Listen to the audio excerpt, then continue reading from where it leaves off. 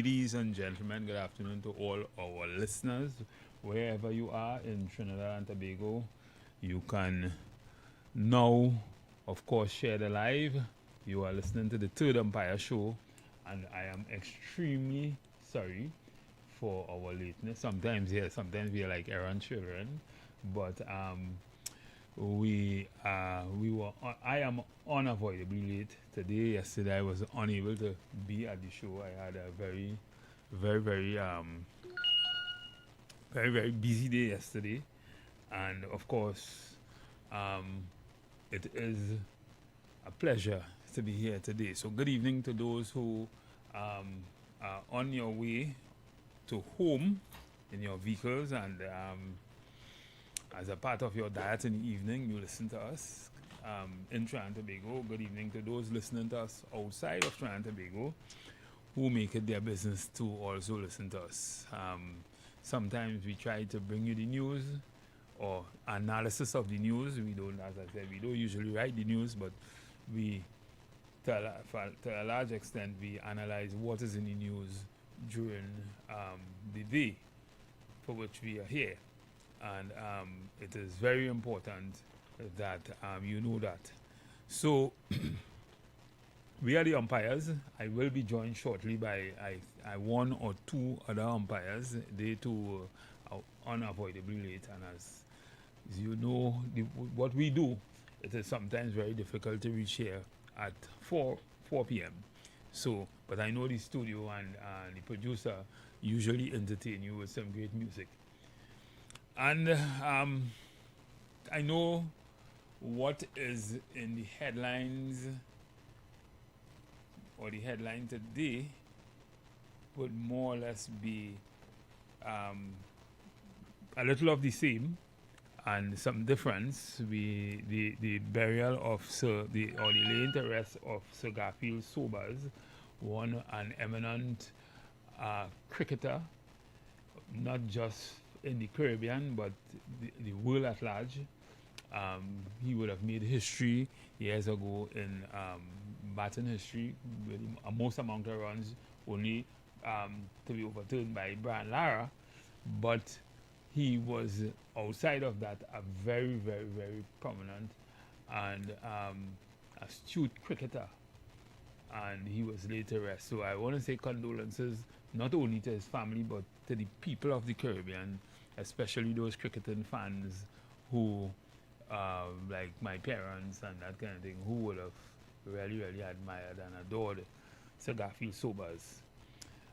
We've lost a really, really great figure in cricket, a cricketing figure in the Caribbean. And we say hats off to you. God's peace, wherever you are. I know you would rest in peace. So,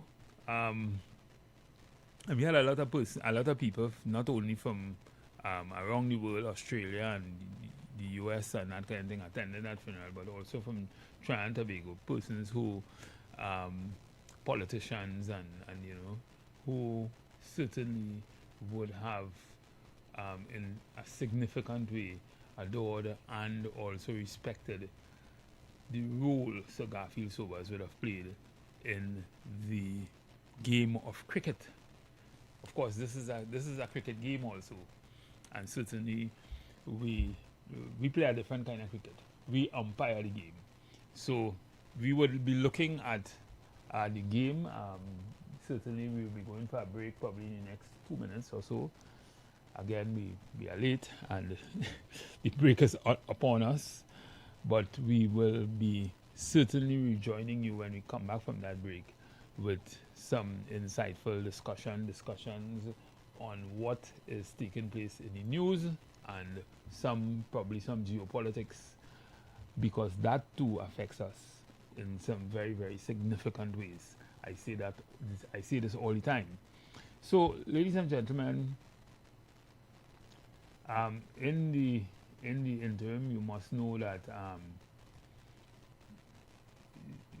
we are here, and we will be analyzing the news for you in not too distant, very shortly. I am seeing that a police officer was killed a few nights ago. That too is very unfortunate, and we want to talk about that because it it having a firearm sometimes doesn't necessarily is not a guarantee that you'll be able to protect yourself. The way these guys are doing things now, it is really different. So clearly, it is. And let me just welcome our female umpire. She is here with us this evening also, and it is a pleasure to have her here. Maybe I could say some good evening before in the next 51 seconds. Good afternoon. Right. Very happy to be here. Nice. So you well, I just started the program. Right. And I am not usually late, but not usually late as this. But you know what how things go with us. Duties. Yeah. Right? And Ronaldo, I think he's also on his way. But so ladies and gentlemen, we will be coming back at you after the break. And when we come back, we will discuss some of what is in the news, and we'll also discuss some other ideas that, as I say, affects Trinidad and Tobago that relates to the geopolitics. So after the break, you've got bills to pay, and so do we. Let's go pay some bills on the street 919 FM.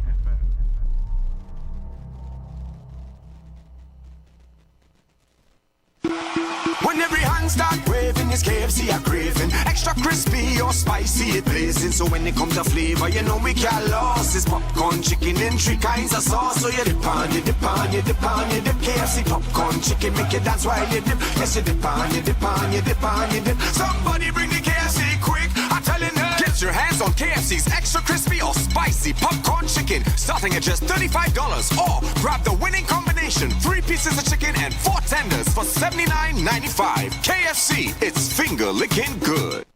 Sound. We heard you. You've asked for it and we've answered. The Pan-African Festival TT is heading south on July 4th and 5th at C3 Center San Fernando from 10 a.m. to 7 p.m. Get a taste of the Emancipation Village before the big celebration begins. Shop with local artisans. Discover unique fashion, art, crafts, books, wellness products, and enjoy a vibrant cultural atmosphere. Calling all South crews. Bring the family, bring your friends, and come experience the energy, creativity, and culture that make the Pan-African Festival TT the greatest celebration of Africa outside of Africa. Good vibes, great shopping, rich culture, and something for everyone. The Pan-African Festival TT commemorating emancipation, igniting African consciousness, dismantling colonial legacies.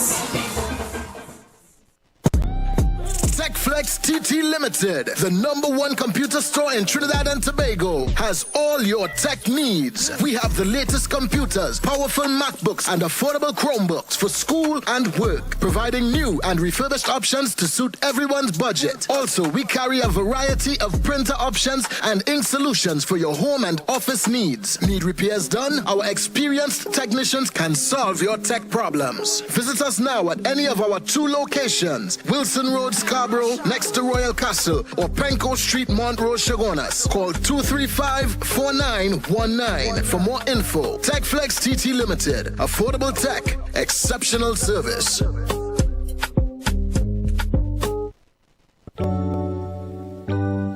Blessings in the wonderful name of our Lord and Savior Jesus Christ. You are invited to listen to the Final Hour broadcast heard every Monday from 11 p.m. to 5 a.m. in the morning on the Street 919 FM. Hear my mom, Pastor Helen Garcia, and myself, Pastor Valentine Garcia Jr., preach the Word of God to the elderly, youth, and children. We can be contacted at 629-0113 or 623-8444. The church is located at 26 Prince Street in Port of Spain. We look forward to you joining us. God bless you.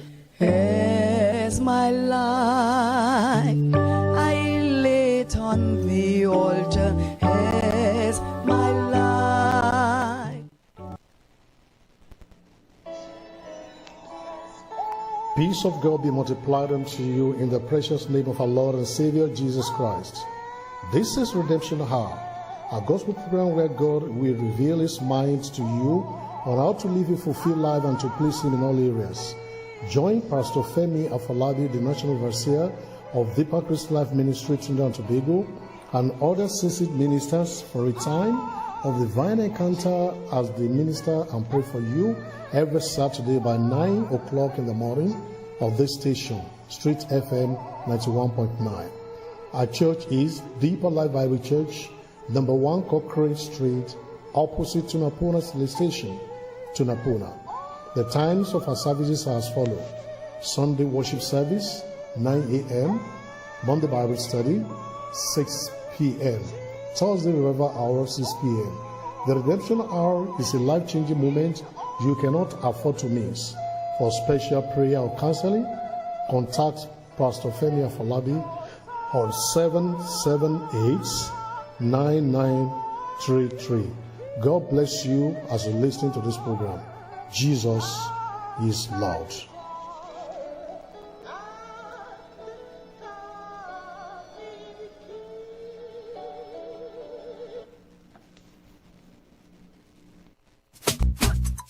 KFC onion rings, bring the sauce, Come to the crunch like a boss, Add a ring, show me onion ring, in your ring, ding. Show me your onion ring, it's a ring, ding. Yes, it's a brand new thing called onion ring.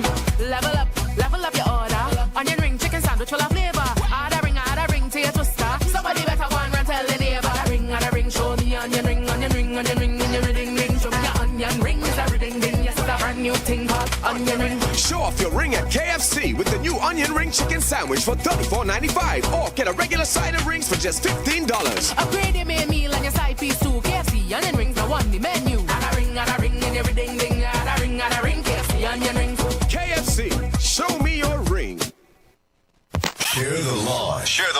The Street 919 FM on Facebook and Instagram. Share the live. Iowa George on Instagram. Share the live. Iowa TV and Street TV on YouTube. Share the live. The Street 919 FM.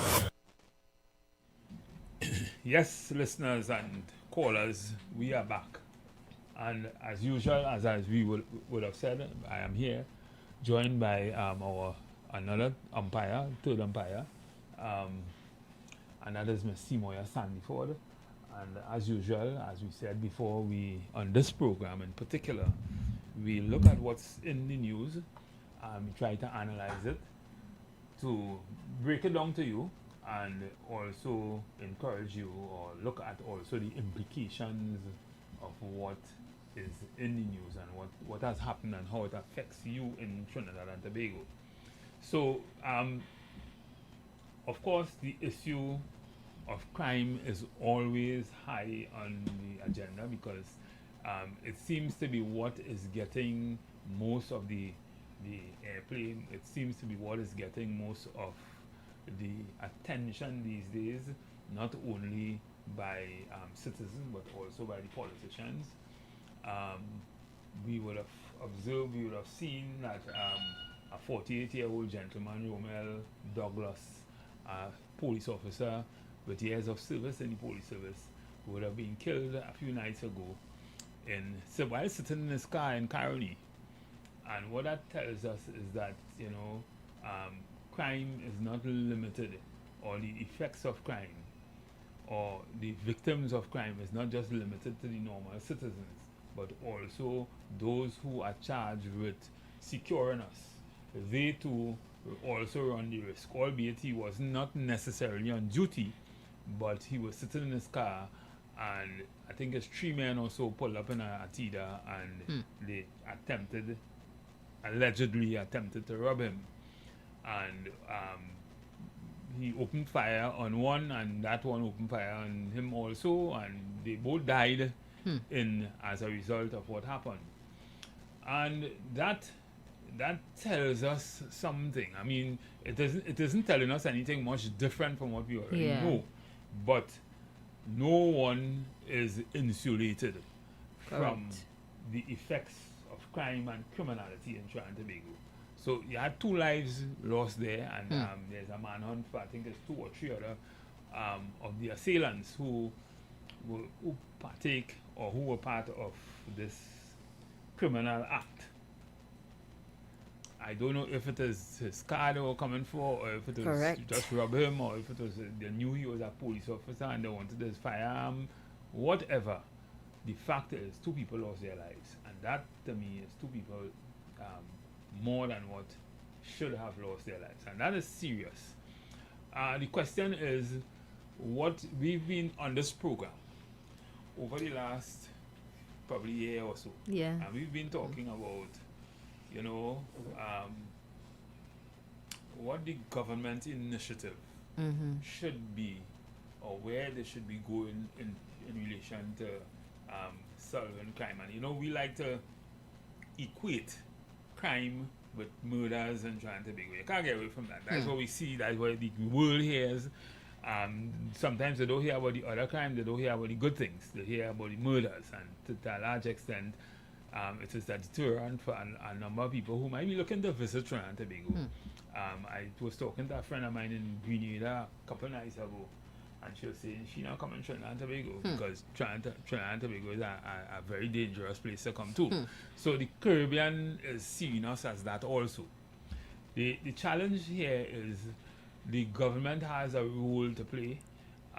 We know there's a PDO. A lot of people are complaining about the PDO, but that too might have saved some lives over the years. And the question is, what has always been, and we raised that question on the show here a couple of times, what's the crime plan? What are you doing? And maybe if you're not looking, you may not see what the government really doing, because they are doing things, and you're seeing it every day. You're seeing things are being done, and it is piling up and piling up, and it will make up the suite of things, or the suite of legislation and all that kind of thing, that ultimately becomes the thing that would assist in curbing or reducing crime and criminal activities. Right? So I'm seeing they are attacking it from all fronts. They started off with the legislation, the home invasion legislation. That was one legislation that for sure would have given some kind of branch for persons who might be, albeit we still have the bugbear of acquiring a firearm and that kind of thing. And then you had other legislations.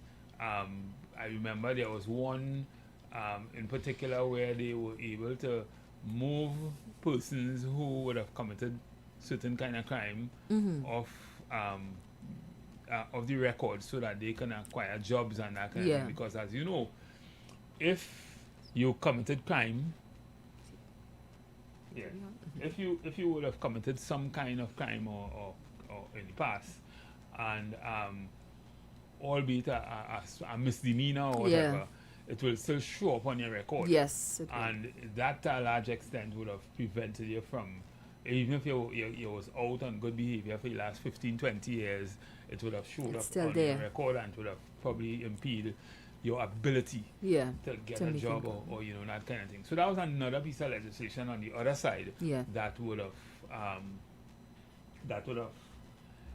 in a significant way assisted with the crime, because you know, crime is also the social poverty and all that kind of thing is also a derivative of you know, some of the things that would bring us to the place where we might be encouraged to commit crime, right? Because survival.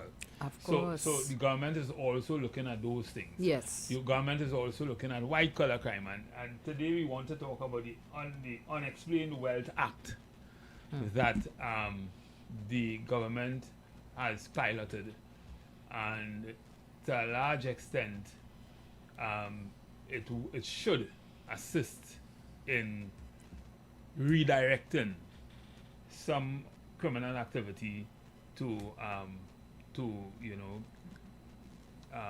the state having to confiscate certain things and you know, that kind of thing. So I don't know if you could probably talk about it in any significant way. Read the article first. Yeah, so I'm reading an article from Trilly Lulls. Now, I will get to the Guardian article, but that article just basically breaks up the sections and it doesn't explain it as clearly as this one.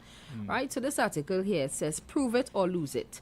Trinidad and Tobago activates unexplained wealth powers. Trinidad and Tobago has activated key powers allowing the state to freeze and recover property suspected of being linked to crime, even without first securing a criminal conviction.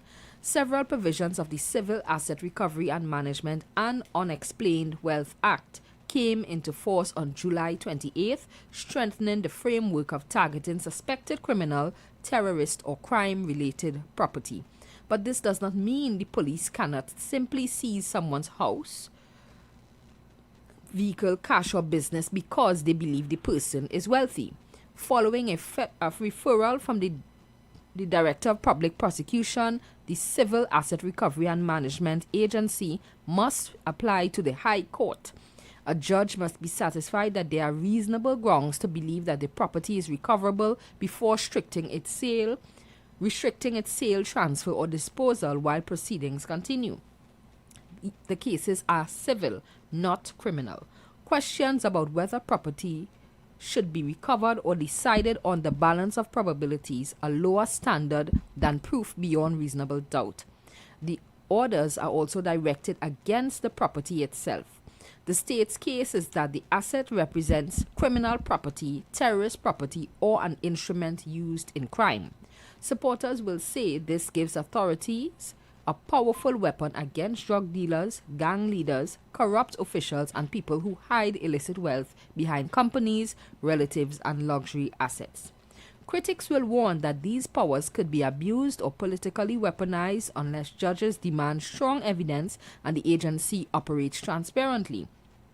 For years, citizens have watched people display wealth that appears impossible to explain, while prosecutions move slowly or never come. Now the state has stronger tools. The real test is whether they will be used fairly and consistently against everyone, regardless of political connection, status, or surname. Do you support unexplained wealth powers, or are you concerned that people could lose property without being convicted of a crime? And that is, I mean, the question is almost embedded in the article you just read there, because the question to everybody listening to this is, could this be used as a political tool?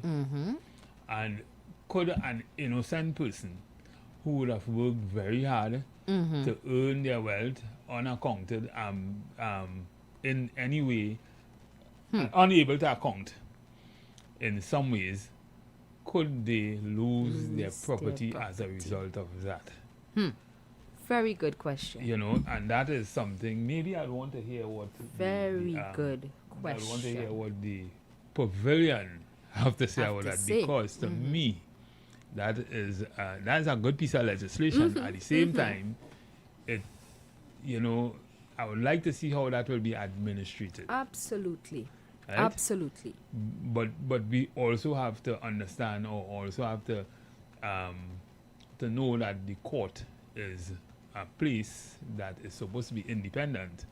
And even if we are probably feeling that the politicians could probably have their hand and a way in it, the court is there also to protect itself. But the thing is, you know, even a man listening to this may say, while the court is there, and the court, you still have that money to go and fight that. Absolutely. After they take your property. Absolutely. So, you know, I'd like to hear what our callers have to say. There's one particular caller who I'm almost sure will call just now. I really am hoping to hear that caller too. And you know why this is important? Because we are, let's be honest, the nation is looking at the handling of the Hadid's matter. Yes, and I said that in just to mirror that situation, because I am not saying that what happened with the Hadids was a personal thing. I'm not saying that in any way. Right? I don't know if I remember there was this time this girl got fired from a public a state enterprise company, and part of the evidence before the court was that they wanted to make an example of her. But they wanted to make an example of her, but they didn't really have no evidence Yeah. But it looked like if she did it, Yeah. and as a result, they wanted to make an Make an example of example. somebody to send a message. Mm-hmm. And I don't know if Test people case. would be seeing, if what happened to the Hardys, right? I don't know if there are people who will listen to that and say, well, that's a perfect example of that, right? Maybe they wanted to make an example of somebody. I don't know. I'm not saying that, right? But it's a question. Because It's yes, a it's a genuine good question. question. Let me take this caller. Ah, boy. Good evening, caller. Yeah, good evening, Mr. Good afternoon. Yes, Good good Still afternoon. the afternoon, Ms. Simoya and Good Ms. afternoon, sir. Yes.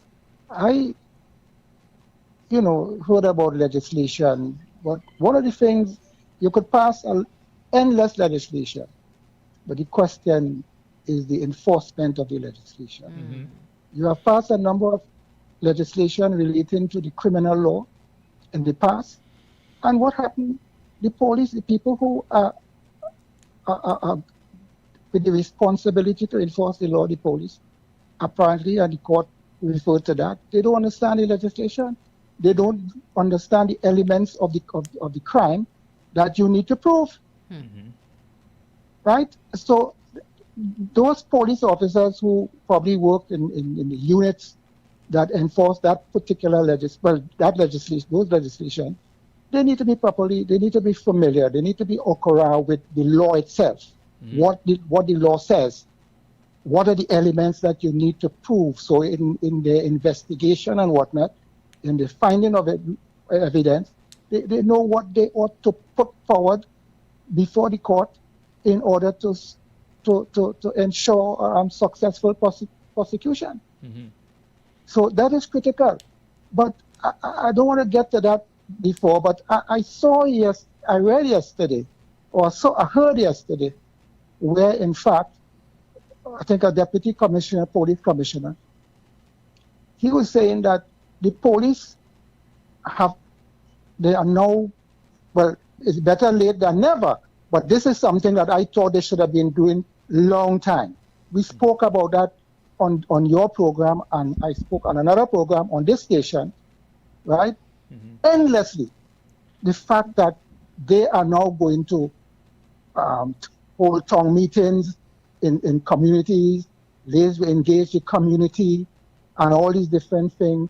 They're going to be visible in the community. They're going to engage in training officers and that kind of thing, which is critical. We spoke about that, those things. And, it should have gone well, but these are the things I couldn't understand how they didn't. They're slow. But as I said, it's better than never. So I look forward to see the implementation of their plan that they said they have, and the question of senior officers. Those we spoke about, where senior superintendent in charge of those divisions, they must do their work in those divisions.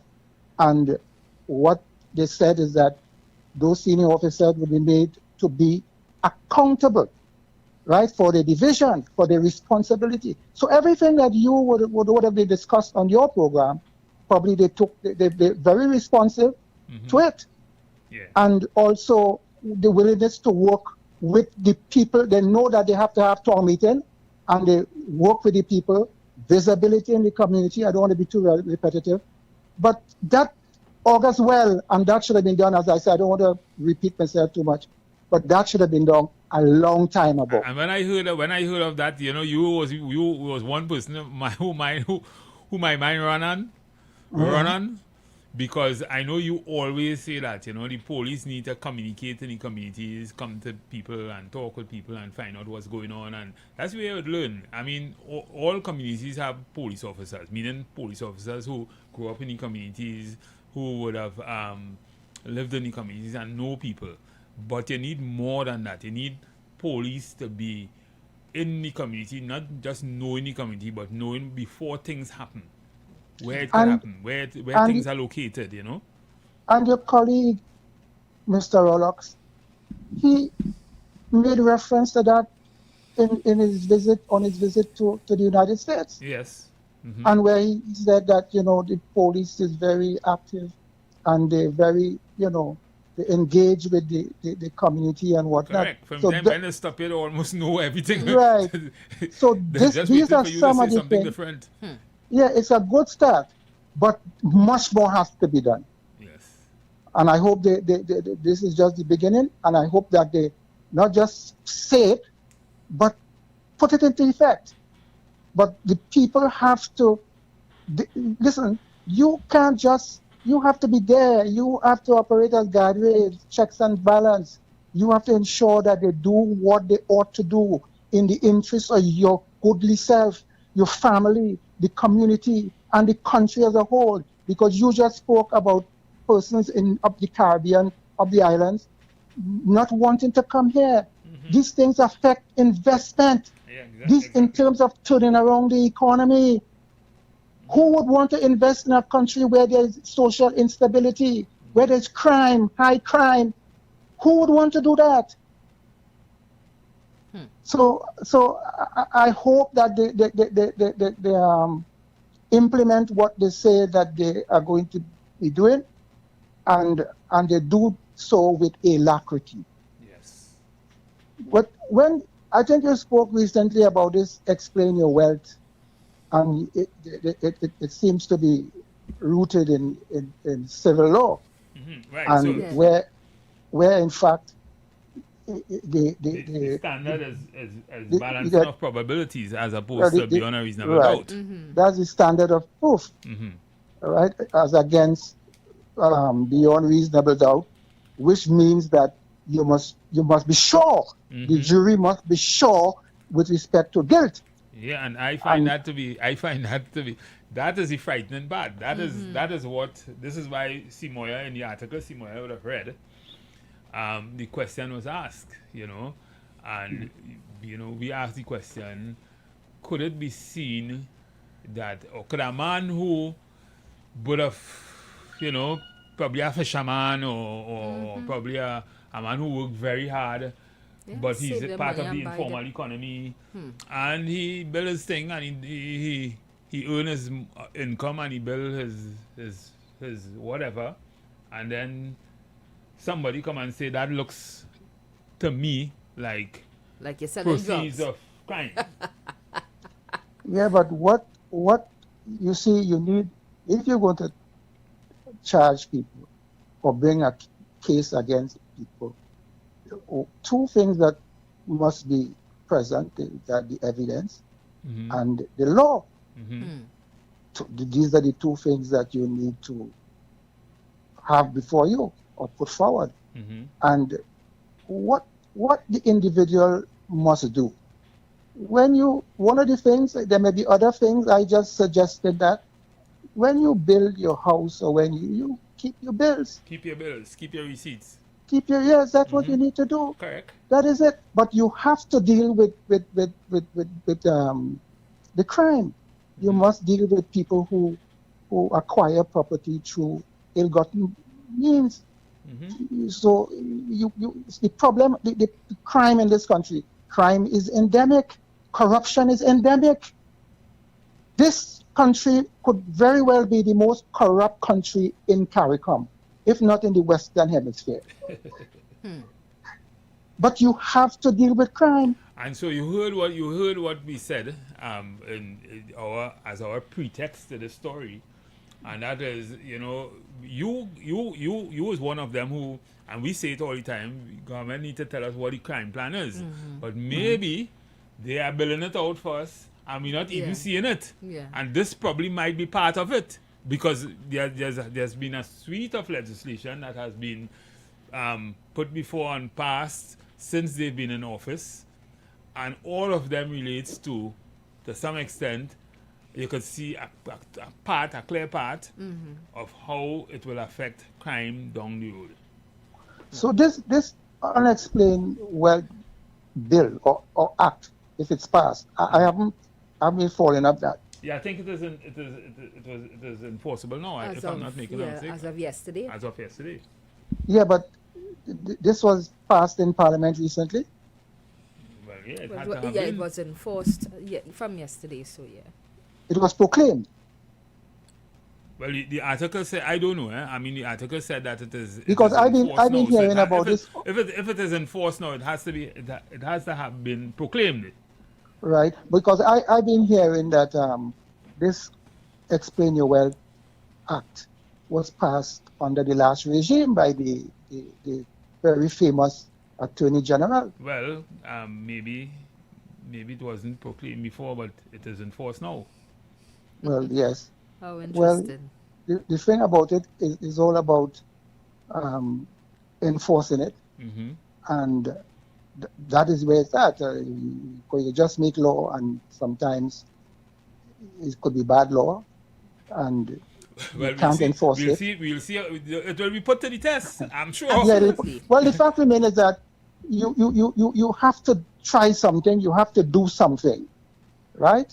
And in the process, it may work, it may not work. You may need to have amendments here and there, because when you pass legislation, it doesn't mean to say that it's perfect.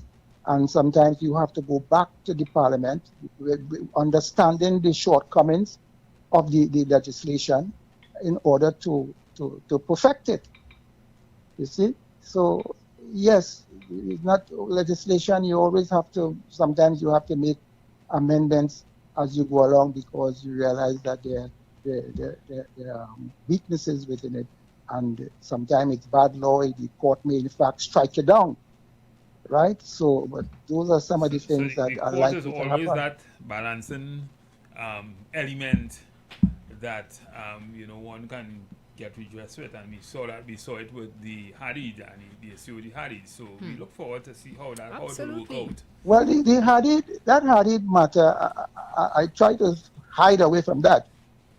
I am saying that some of the issues, the constitutionality of the SOE, and that going back to 2011, that state of emergency, the Privy Council is going to rule on that. The Privy Council is also going to rule with respect to the PDO and other matters. I think Ramesh went before the Privy Council, and therefore decision or ruling is due shortly from the Privy Council. So this would be settled, in fact, in terms of the how we deal with, or how we institute state of emergency and that kind of thing, and whether in fact the PDO as it stands, whether in fact it is properly effected or implemented without how it can be implemented without affecting persons' rights, if people's rights are in fact violated. Right? So all these rough ends, I think the Privy Council, if in fact it was put before the Privy Council, the Privy Council would rule on those matters, hopefully. So I won't want to go too much into that, because I think that should be a landmark judgment, and settle a lot of issues with respect to the SOE and PDO and all these things, all these matters. Okay, well, let's take another caller. Yeah, thanks again. Okay. Thank you. So, good evening, caller.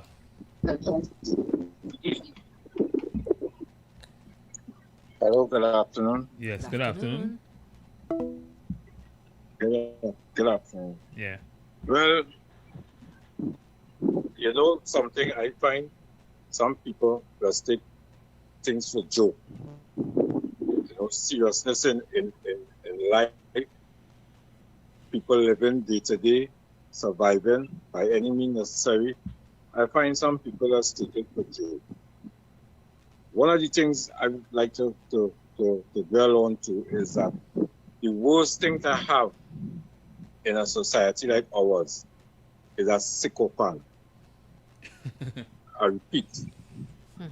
You see, a sycophant, no matter what the government do, be it right, if they're right, they're right, and if they're wrong, they will find ways and means to defend the government, to make you believe that everything that the government doing, even though they're wrong like a O, they will try to show you that the government is right in doing whatever they do. You see that Hadid, you see that Hadid thing? I always had that done as a distraction. And the population could read this government with their every move, But we're hamburging them from reading the government with the moves that they're making because they are sycophant. Remember that word, sycophant. That is the worst thing to ever have in our country. And these are the people that have hate for the country. Why I say they have hate for the country is because even though the party that they support swinging left, they would not show the party that they support is swinging left. So they make the party feel that whatever they're doing, that they're right. Right? And where this Hardy thing is concerned, I always say I have it down as a distraction, but if it bear fruits, I am happy with it. Well, I see it like it bearing fruits because they will have to pay, the Hardy to put them 1 million, them 1 billion. They have to pay them some billion. And I'm watching to see now if the other black people that they have incarcerated right now with no charge and no bail, I want to see what's going on with that. So sometime out of bad comes good, and that is the good part that I'm hoping that is a light at the end of the tunnel. The other thing I heard in your discussion just now, you was talking about police having cuts and things. Right now, nobody don't want to hear nothing from police. Nobody don't even want to see police. When children see police now, they just cry and hold on to their mother, their father, or whoever they're with. Remember, in years gone by, children used to glad to see police. They will go and talk to the police. If the police are horse, they want to ride on horse. Now children running from police like if there's a plague. So coming now, because when I had the strike the other day with a bus to carry people home and all this time, do you think that doing anything for the population? The population don't want to hear or see police. They don't even want to. Look, I have a sister that police, and right now I don't talk to my sister. I mean, it plain talk bad manners. We don't speak because some kind of thing my sister tell me already with what they just do. You know, it left much to be desired. So right now we don't speak because of that, right? So the people of this country have to start getting serious and stop thinking party. The party politics killing the nation. We have to come out of that. Right now, while you're looking to defend your party, whoever it is, whether they're right or wrong, while you're looking to defend them and make excuses for them, they're laughing all the way to the bank. Let me repeat. Let me ask you something. So, you know, we had to have a government, right? And right now, the government in office is the UNC, right? They calling the shots. They making things happen, right? Now, I am in no way defending them. All I am saying, right, is that we have had a situation where we have crime out of control, and we call murders crime in Trinidad and Tobago. That's the barometer to determine the level of crime in Trinidad and Tobago. We use murders. And it's the highest form of crime to me. Well, not the highest form of crime, because to me corruption is probably the highest form of crime, because when you're doing corruption, you're killing plenty of people, right? You're taking away from plenty of people, the hospitals and that kind of thing. But nevertheless, murders had been was like a runaway train for the last couple years.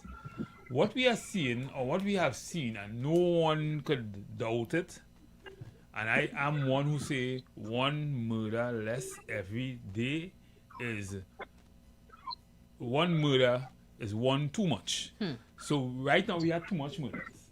But what the statistician or whoever listening, anybody listening, anybody hearing, anybody seeing what's going on, certainly the crime murders have gone down significantly in the last year and a half. By 5. By how much? 5. No, not 5. You're talking about the month. How much? Murders last year was the year before, in 2024, murders reached 600 plus. I don't know if you remember that. Yes, I remember that. Last year it was 300 plus. And this year it's on a trajectory They see it on a trajectory to being about the same thing or probably less. Right? Now, okay. I don't know what, I can't point to any one thing that the government is doing that would have brought us to the position where we can say that it is because of the state of emergencies or it's because of X, Y, or Z legislation that is bringing down the murders. Maybe it's just by, I don't know. It might be just by, it happens to be going down. But what we are seeing is that the government, apart from the state of emergency and the PDO, they are putting certain legislation in place to help or assist with the administration of national security, and which will ultimately solve some of the problems in terms of reducing serious crime. Would you agree with that? Well, first to begin, I would like to ask you first, before I can answer a question like that, I would like to ask, what are the things that the government put in place that you're referring to reduce crimes on this? Well, for starters, we talking about the last one here, right? Unexplained Wealth Act.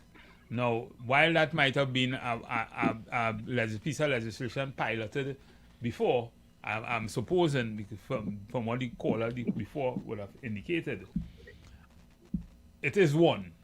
Two, you had one before recently that we spoke about on the program a little while ago, the home invasion legislation. Then you had one with the legislation that allows for persons who would have committed crime in the past and misdemeanors and whatever, and out on good behavior and that kind of thing, where their record will be stricken and they will be able to get job and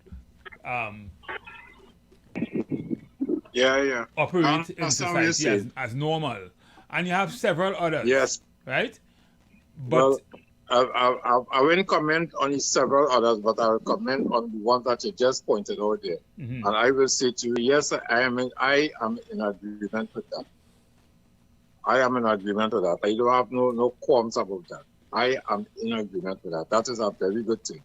But I wonder if when they talk about explaining the wealth, if they're only dealing with the past government or all the government, both past and present. That was my question. Yes. You can't stop people from asking that question. I was waiting for somebody to say that. Yeah. No, listen to me. Everything this government say that would sound good, there's a sting in it here. Remember, this is the same government on the campaign trail had the solution for all the problems. They know the country didn't have money, they know everything. And they had the medication for the sickness. They had the solution for all the problems. And they said they was going to do this, they was going to do that, they was going to do the other. They say all the things that we, the population, wanted to hear. And we took our fingers and we put it in ink. I wanted to put not only my finger, but my elbow and all in ink to get rid of the PNM. But when this government gets into office, they are doing the exact opposite. That making me feel now, if they have an election in the morning, I will not only want to put my finger down to my elbow, but my whole body in the ink to get rid of them. I'm not saying that maybe might have better things coming over the horizon, but we don't have that kind of time again. Every time, 5 years, we have to wait for this, and 5 years. Listen to me, here what this government going on do.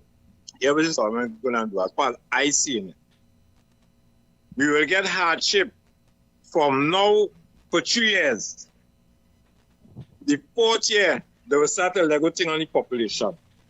Strategy. And you see the 5th year when come along to the election and they realize they win the election, they're going with the churches.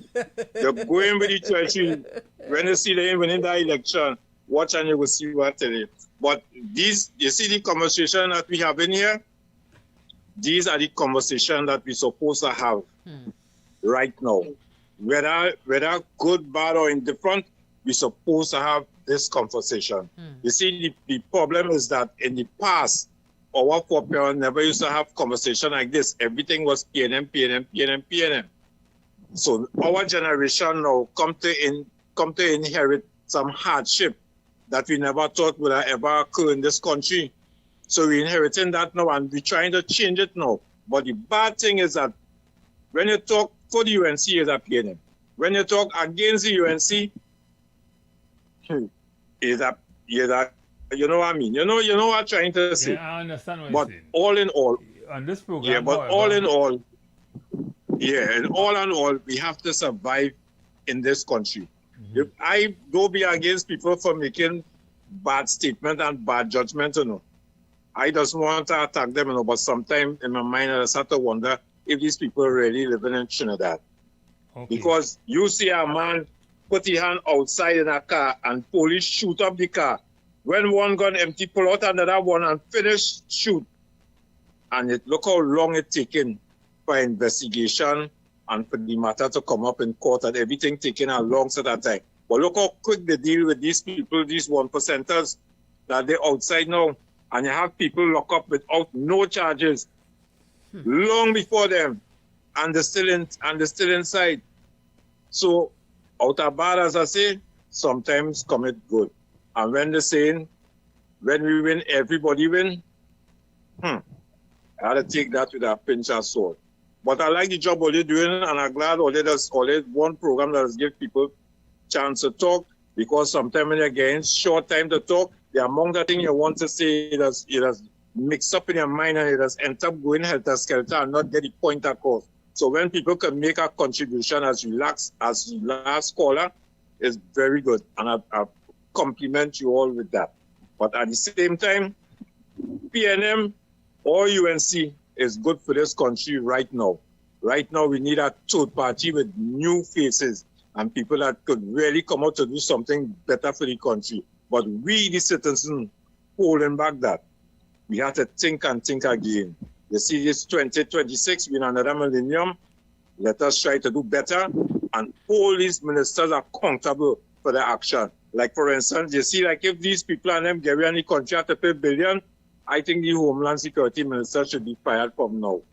And not only be fired, but money must come out of his pocket too. And if he had to make a deal, let him make a deal too. Them is the kind of thing we should start thinking of doing now. And stop only thinking of bringing laws to frustrate the citizens of this country. All them police go to do when they come in to think about it is to get ticket and run vendors.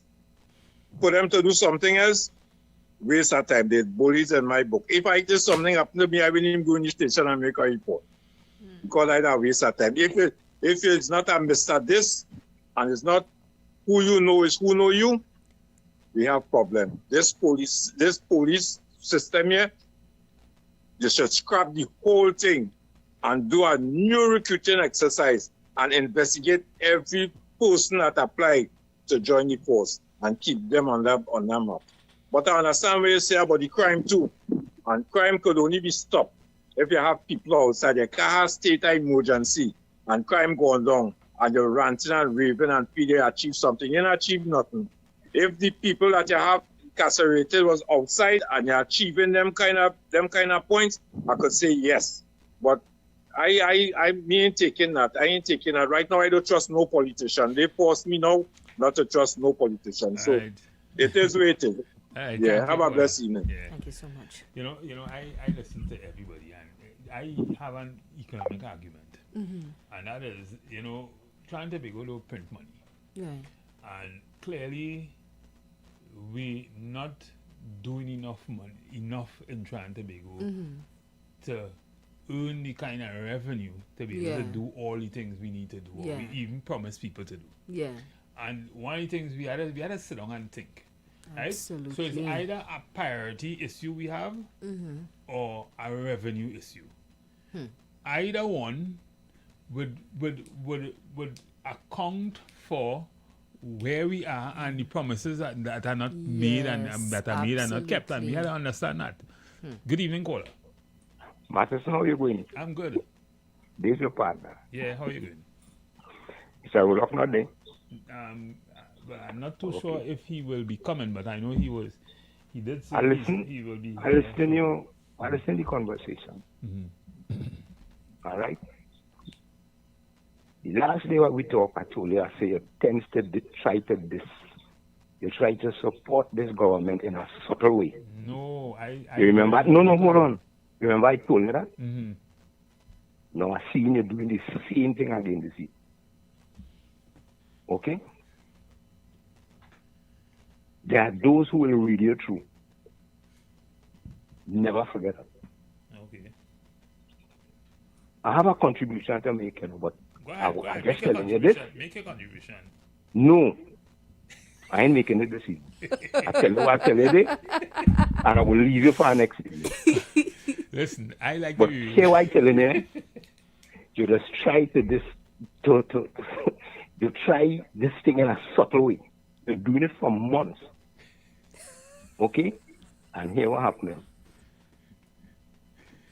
We reading you through. All right. Have a nice evening, friend. Okay. No, listen. I mean, I like to be fair, but yeah, I wouldn't. I don't see it that way because you see, we have to look at both perspectives. Now, Stephen did raise the point about how this can be destructive. Listen, you can't make wine out of stone, boy. In my view, I can't really say that now. You know, if I feel you're going a certain way, I go tell you. But I can't say that in this circumstance. When you think of it, we are not the US. No. We don't produce nothing here that is relative for us to live in. Conkles and cornflakes and that kind of thing, we can't live by that. And even we can't produce that if we get raw material from somewhere else. Right? Call us still on the line? Yeah, I'm still hearing it too. Yeah?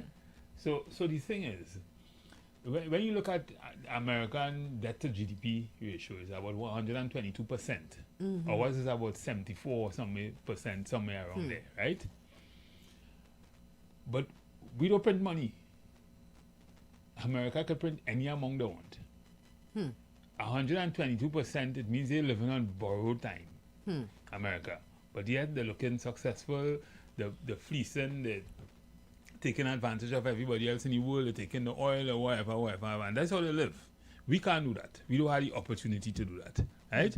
If we gain oil from the ground, we only gain a small percentage of the revenue from that, a small percentage, 3 or 5, or like Guyana and that kind. We ain't getting nothing. The people who gain that is the companies that do that, and all of which are American companies and British companies and that kind of thing. And we have to understand that we do not print money here.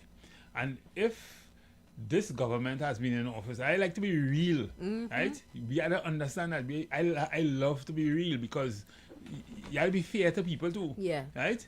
No, they would have promised a lot of things, and I say stupidly promised a lot of things, right?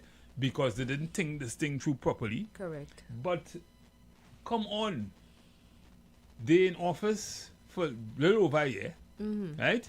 They inherited what they inherited. That's a fact. They inherited right? things, yes. And that's a fact. They are doing certain things, albeit, and when I say is a product of priority and revenue, because sometimes you have money in certain areas, but when you prioritize it on, sometimes it's just the wrong thing, right? I remember last time when we were talking about the budget, we were talking about things like agriculture. Maybe we should probably put a lot of focus on things like agriculture. I still agree that we should put where the world is going and the direction the world is heading. I will still agree that maybe we should invest in a data center, right? And don't make water a priority, because our problem with water is wasa. It's not water. We have water here. Our issue is the administration and wasa and you know, that kind of thing. That big URP they have up there. That is the problem. But the thing is, we have to see it for what it is, and we have to see, we have to be able to think it through. Yeah. Maybe the government are not making the right decisions, just like the one that won, with respect to honest. We have to be honest. Turning around Trinidad and Tobago. The economy, right? In terms of the priorities. We don't need no big buildings again and all them kind of thing. We don't need that. We don't need to look like New York. Or Canada or anything like that. You said something very important about priorities and assigning. I was just looking at the amount of security or police personnel that's being enforced to deal with the Star Sabga home arrest situation. And I am wondering if we have enough officers and resources to secure the property of a 70-year-old lady. My question is, why haven't we dealt with the murders that happened recently? The 8-year-old child in Mova, the 2-year-old child in Mova as well, a couple of other murders that would have taken place. That is just an honest question that the citizenry is going to ask. We are deploying resources that we say we don't have to deal with matters that, and we have other major things. And that's our next thing. You see what I'm saying? And that's it's our priority. next thing. People, and for good reasons. Yeah, people see people the will police. ask the People see the police and the questions. politician as one and the same, but they aren't really. No, they are right? not. The politicians, the police govern itself. Right, but again, they are by and large directed by the politicians. Many would say that. I tend to believe that also, but the innocent officers, I'm still saying that there are officers who are simply following instruction. We had a caller earlier said that the citizens are a bit aggrieved with respect to the police officers, and I want us to be careful with that thought. Remember that these officers are following instructions. Correct. They're not taking it upon themselves to go and do certain things. Albeit we'll have some rogue officers, but where the politics is concerned, I want us to still separate our officers, the foot soldiers, from those who are in the more strategic positions. It's only fair.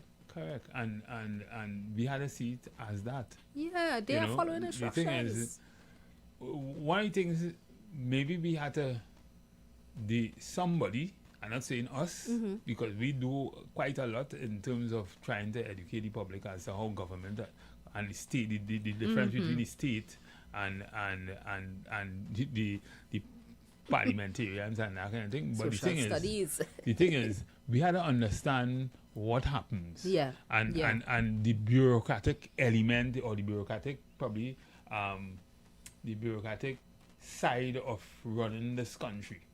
What a government could do, what politicians could do, and what the state is responsible for doing, and what the judiciary. Hence the reason why the state will make decisions, but they would see the judiciary overturning it. Yep. Right? Yep. Because it's not one and the same. No, right? it's not. And we had to understand that.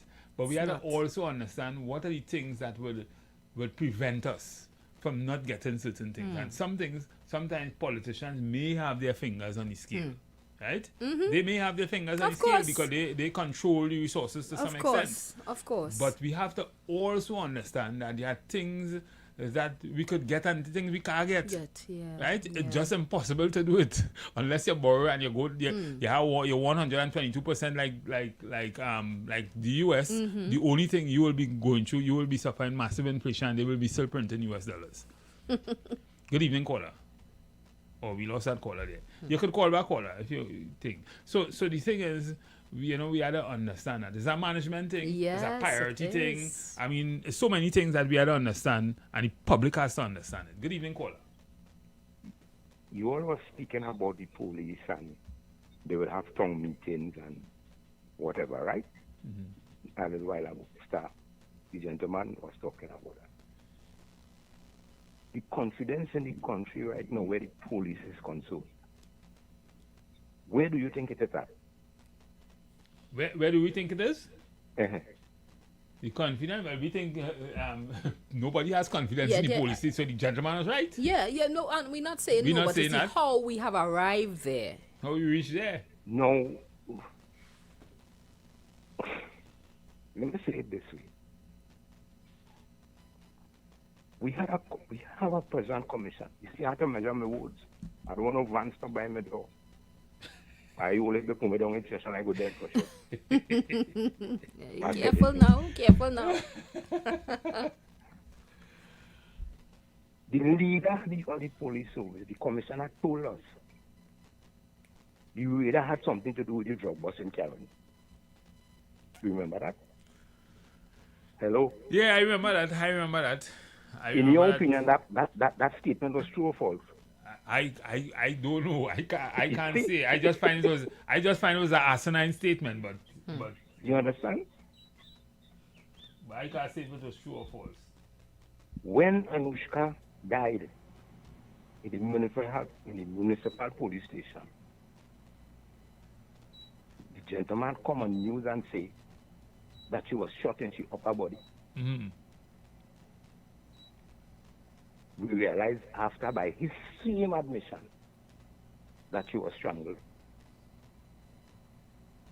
I talk about the head of the police service. Mm-hmm. You agree?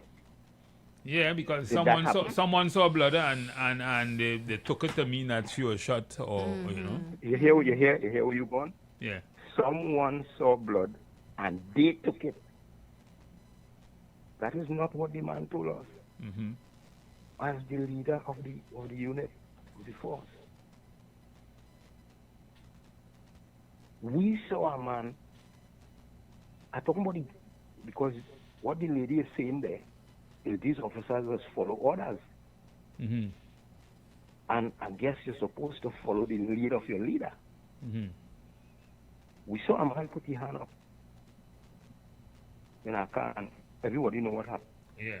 He's telling us we didn't see everything. Caller, we're going for a break shortly in the next probably 15 seconds. And those who are calling, we value your call. You can call us after the break. But we are going for a break shortly, and certainly we'll want to continue this conversation after the break. Very, very, very, very valid point you are making, and certainly we'll want to continue after the break. So after the break, you've got bills to pay, and so do we. Let's go pay some bills on the street 919 FM.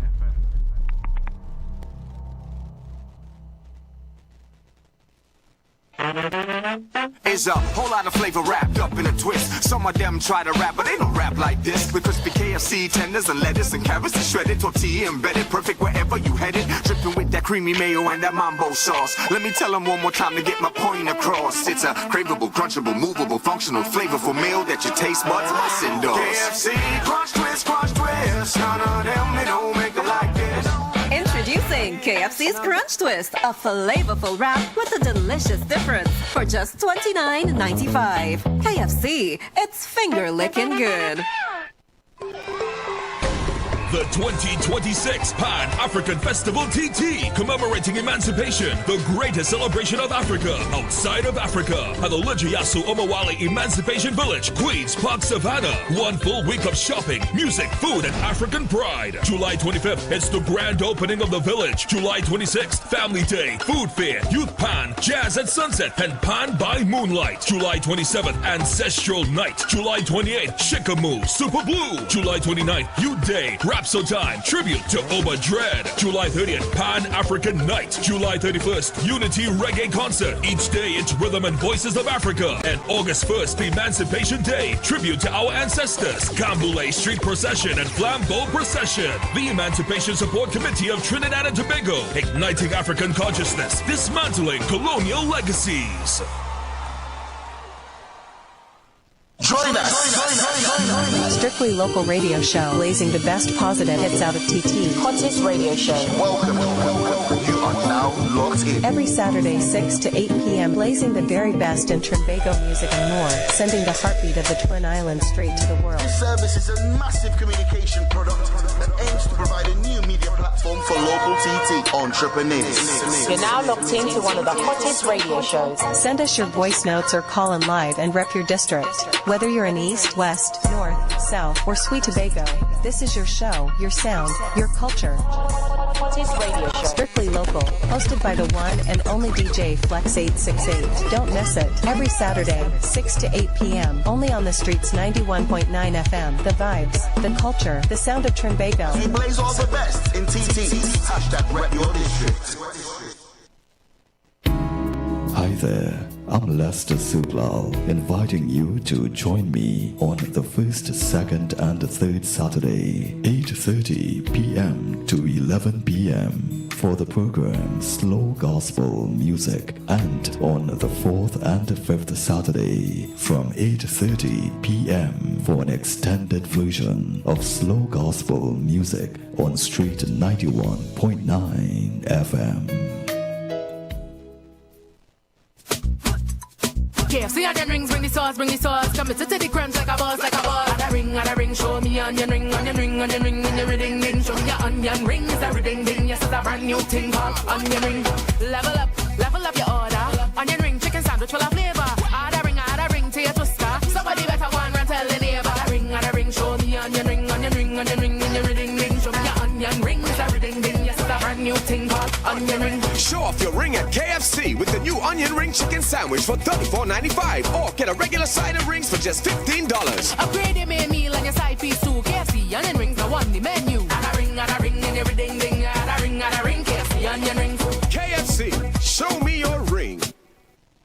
Share the live. Share the live. The Street 919 FM on Facebook and Instagram. Share the live. Iowa George on Instagram. Share the live. Iowa TV and Street TV on YouTube. Share the live. The Street 919 FM. Yes, callers and listeners, we are back and you can probably rejoin us. Yes. And I was saying to my colleague here in studio during the break, is that, and she was saying that to me, a lot of people may have real beef and real, for them, the goodwill that was given to the party, to the UNC when they first came into office, they've lost all to them, right?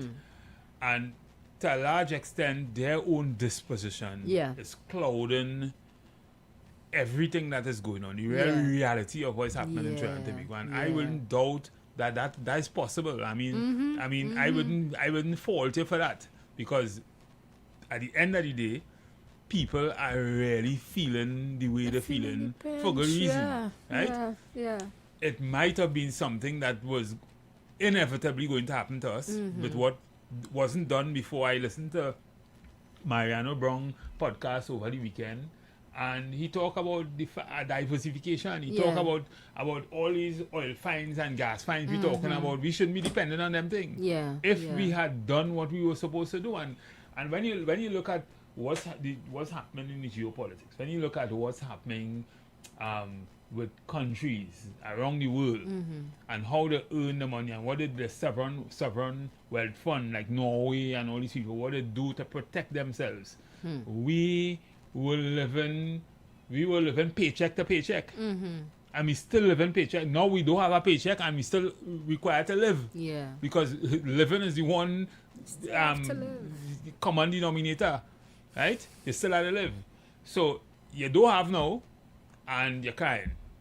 But really and truly, Trinidad and Tobago, really and truly, we put ourselves in this. Certainly, without saying too much, I am going to say that the nation, in my view, had put themselves in this. Those who are crying out for the PNM to return, it is the persons who failed to vote. It is the persons who took their PNM vote and cast it to the UNC that is responsible for this. Because at the end of the day, we believed as a people we want a particular change. And there is nothing wrong with that. If one party is not serving you the way you expected them to serve, it is your right to vote them out and vote in the people who you believe, based on what they produce in their manifesto, that they'll be able to assist with.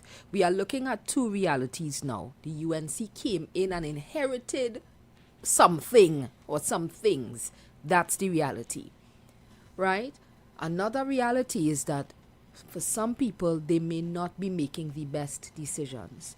Another reality for some people is that they may be taking advantage of other people. So two things in my view, could exist at the same time. I'm thinking about this whole unexplained wealth, and my mind is going back to the days when UNC partnership was in power, and there were certain members of the then government who would have had unexplained wealth. Who was accused? Who were accused, and people felt as though, where did you get these foreign bank accounts, etc. from? Allegedly. The point is, people feel that way, that how can you do this, and then these are the allegations that still hang over your head that have not been addressed. But that has been to a large extent with politics and It politicians. is. That is the Since thing. it's small. That is the thing. So we have a culture of politics, and I'm saying again, two things are existing at the same time. There's an attempt to clean up, while there are some things that still hang over people's heads that the nation is not forgetting.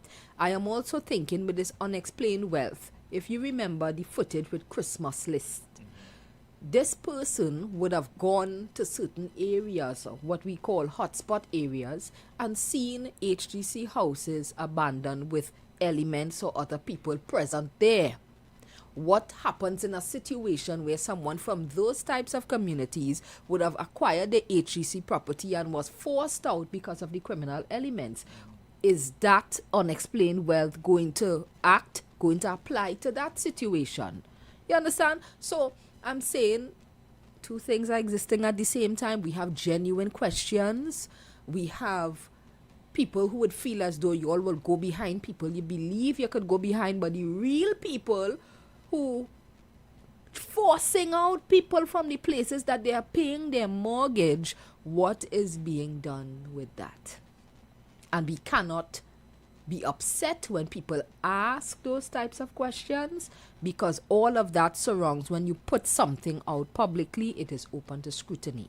So I really hope that in the plan, because this seems to be part of the crime plan to make some changes, that we can facilitate an area where we can address those conversations, those questions when they come up.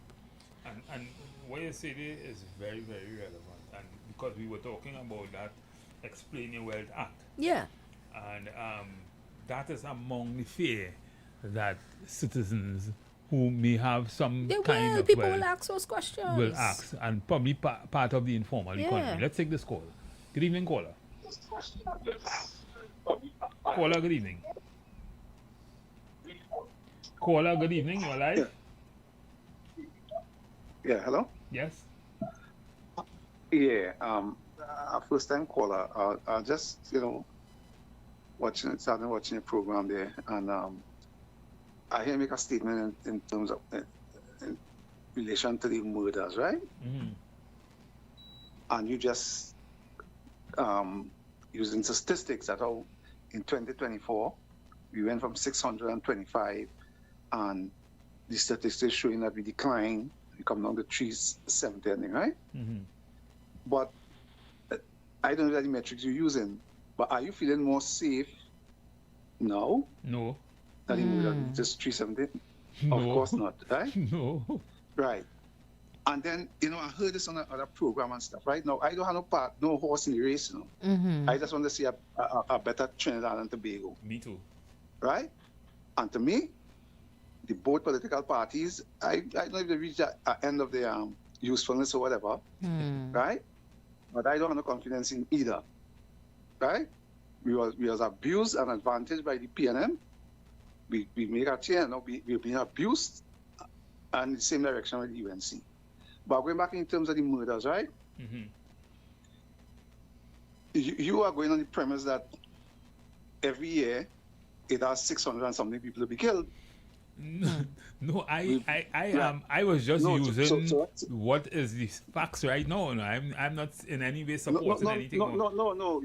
No, I say I heard this on other thing where they're trying to defend what the government doing and stuff on there. I have no bias, right? Mm-hmm.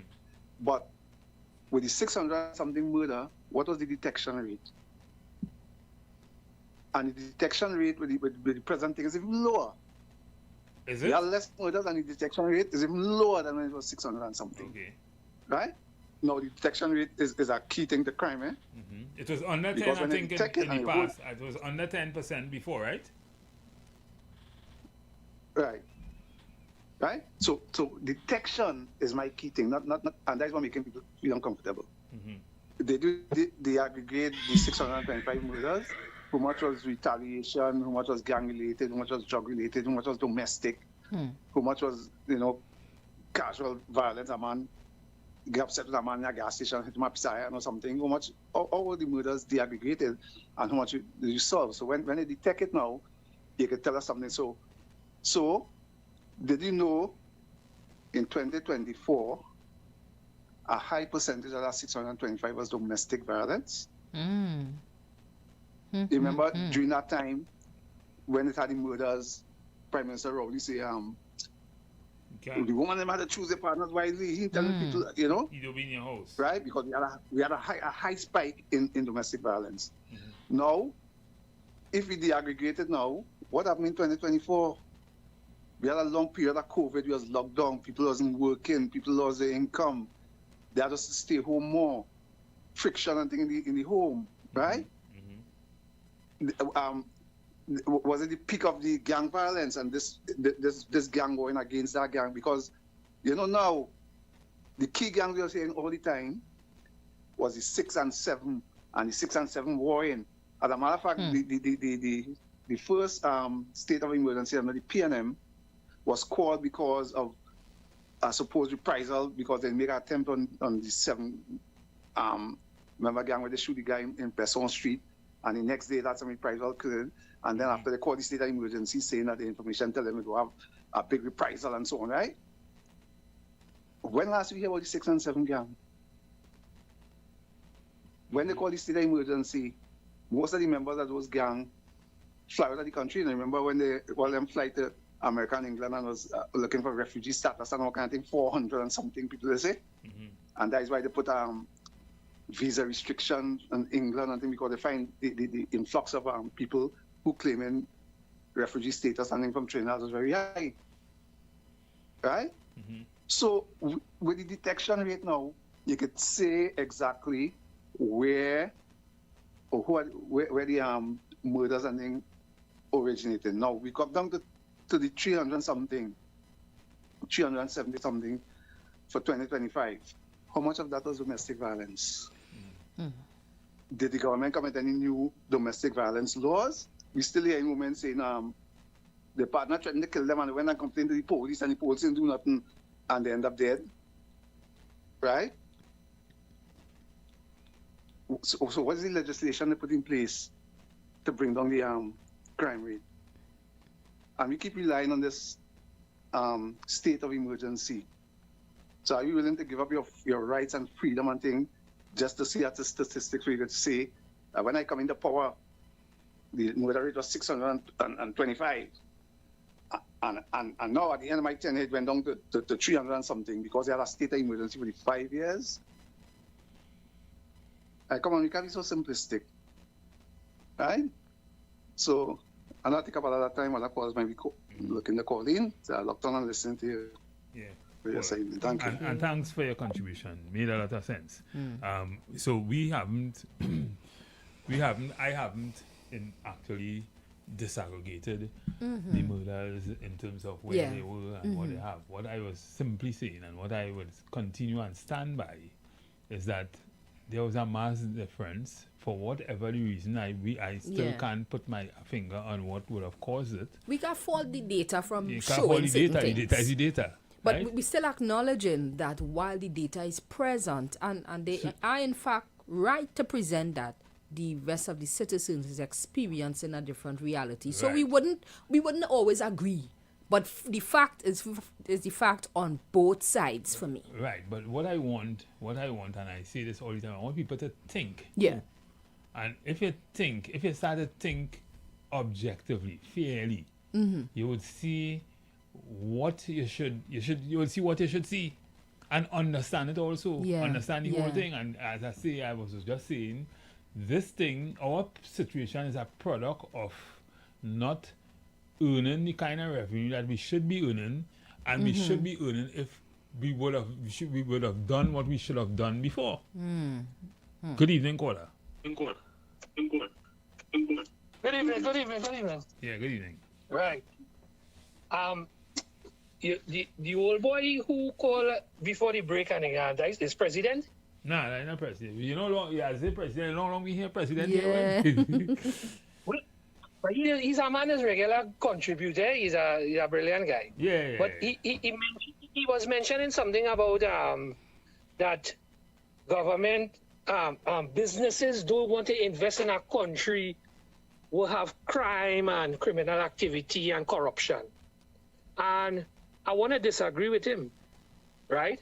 I want to disagree with him because a country that have corrupt leaders and crime basically what we would refer to as a third world country, is the best place for outside men to invest, big oil company. Once you, it nothing sweeter than a third world country with mineral deposits, with corrupt leaders. It's nothing sweeter than that. So investments, that's why you're seeing the UNC government pitching every minute. We have memorandum of steel mill, data center, oil and gas, petrotrain and all kind of thing.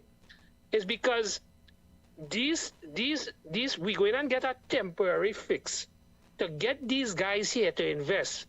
Is it makes me remember Guyana.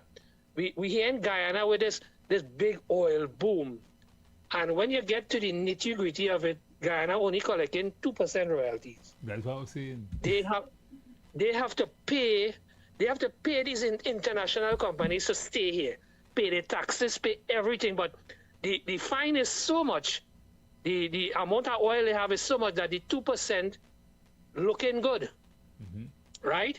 But for years, Guyana is losing when you think about it, because these oil companies need to feed their shareholders and make profit and things before anything could adjust, any prices could adjust.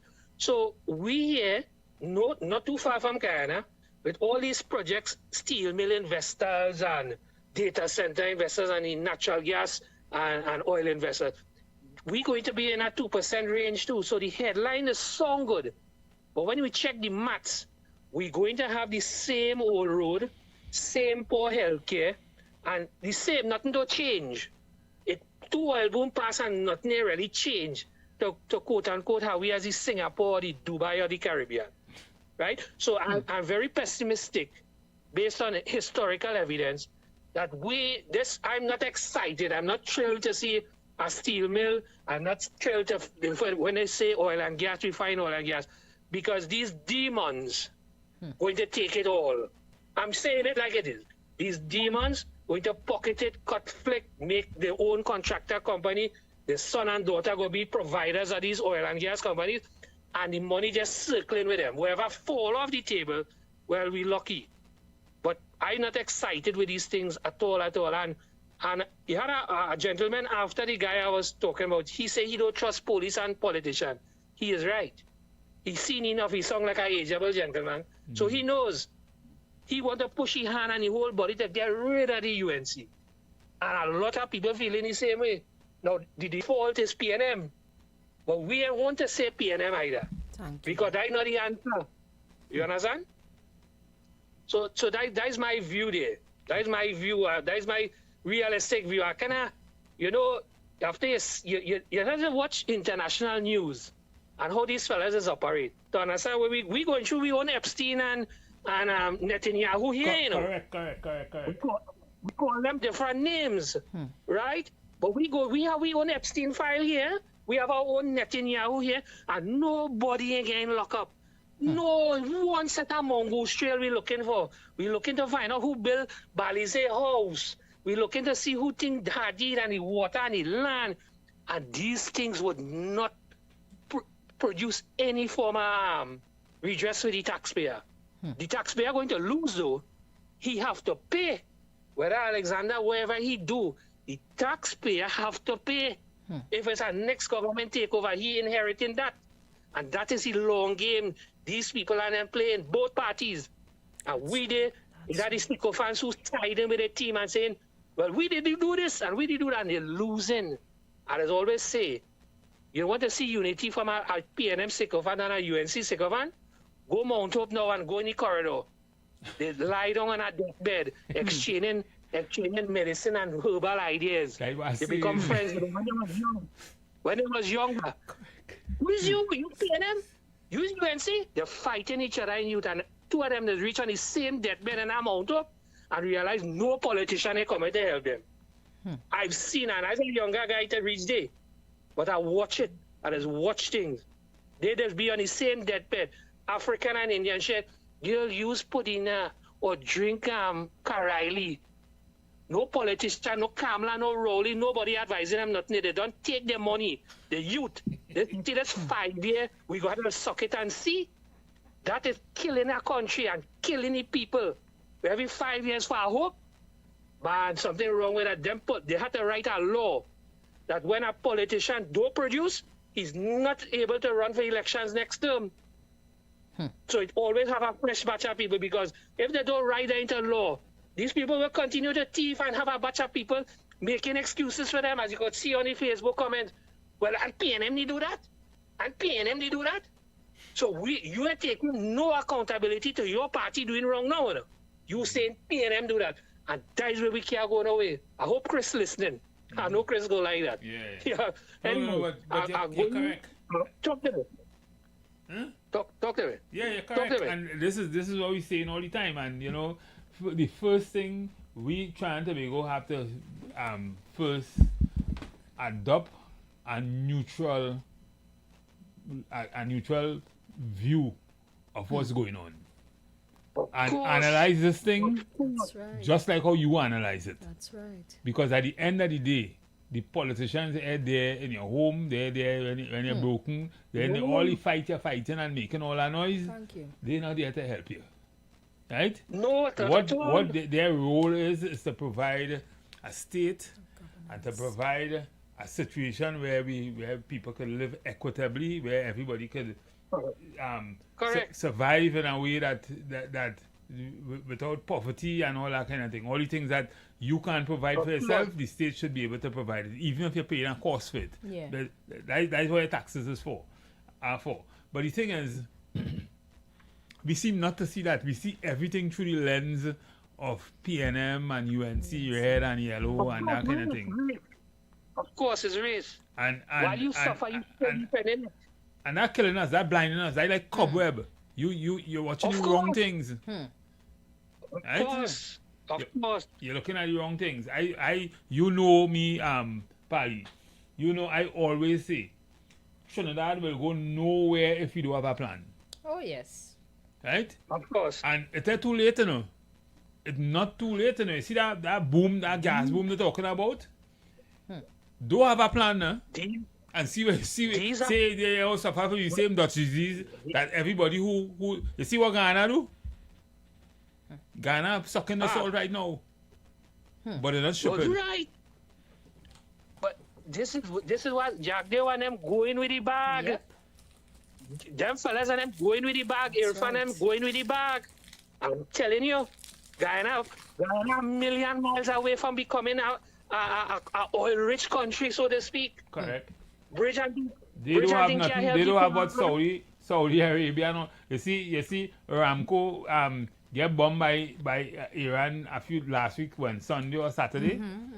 Watch and you'll see what will happen. Yeah. The biggest oil refinery in the world. Yep. Watch and see. Well, while they're bombing the biggest refinery, the big refinery opening in Texas. Correct. So. You understand? You could see why all of these things are economic hits, But it's not war per se. We have to learn from these things, boy. Listen, one of the things that I listened to Mariano Brown on a podcast over the weekend, and he was saying something that really every Trinidadian should hear. Right? We need diversity. We shouldn't be talking. We shouldn't be sitting on like dogs waiting for gas in 2027. Yep. Correct is right. Correct is right. You understand? Our taxes, our NIS, the whatever we pay in, the funds for business, these things are being stolen, These things are being stolen. Right now we have top. I work in plenty places, and you see when the management top heavy, you could do what you want. That company bound to pay. And we have that right now. We have a present government that tottering over, according to your partner. It top heavy. It have ministers in ministries. You ain't hearing or seeing them, right? So they just glorified bloggers. That's state enterprise. That's state enterprise. That's state enterprise. Who's supposed to be? Well, nobody would run a business like how we government running. You would fail. So we taking with taxes, the NIS and all the insurance and all the business funds and levy, we taking it to plug the holes these people and them thieving from. That's the raw reality of it. The money, what you're going on with the license office? You hear about the license office thing? Men paying for the ticket and we pay partnership saying them had the money and the government saying we collect the money. You hear about that? Yep. So these things are designed to have let me tell you something. I reach a position where nothing is just by chance, It's design. It had a pattern. We had from the man who designed the we pay, from the politician who said let me use all that does have bubble. That's why we can't talk Singapore talk here, because Singapore is break your neck as they catch you. You understand? Here we could run it for 5 and 10 years, like Jacona case, and let somebody else pay for it. That is the madness we are accustomed with, and the politicians get we accustomed with it. So good that people defending it with good sense. They defending it too. It's crazy. It's a crazy world we living in, boy. Trinidad too small. Ask any foreigner who from big like China. They have Chinese grocery men and them. Talk to them. You know going on there. What do you think about the country, boy? You say, well, they're too small to have this problem. Correct. We too small to have this problem. We're not thinking. Too small, boy. You say, all they could solve all the problem in a day. Them seeing it. Trinidad and Tobago is a little village in China. Yeah, oh gosh, man. Them men say, the money man tell me, say, all they too small. He and all frustrated. He say, all they not a gold mine. But then again, like I say, investors love third world countries with corrupt leaders that have mineral deposits in it. It's a playground for them.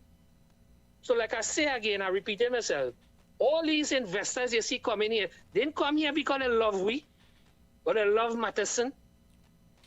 They come in here because they get a deal of a lifetime. They come in to rescue a drowning country. And these people who are here right now ain't sure to be here next 5 years. So guess what? They're selling out a cut to just run the show. Let me fix yourself and let me see whoever comes to them go battle it. That's the real reality of it. That's the bedroom talk again here. That's where the talk they don't want to hear. You have to be a fly in the wall in the bedroom to hear that talk. But anybody has sense could see. We have social media now, and every day you as a man, once you're rolling through Facebook, you would see people doing their videos and telling you, hey, look for it when they're doing so. When they're doing that, look out for this. Success is leave clues.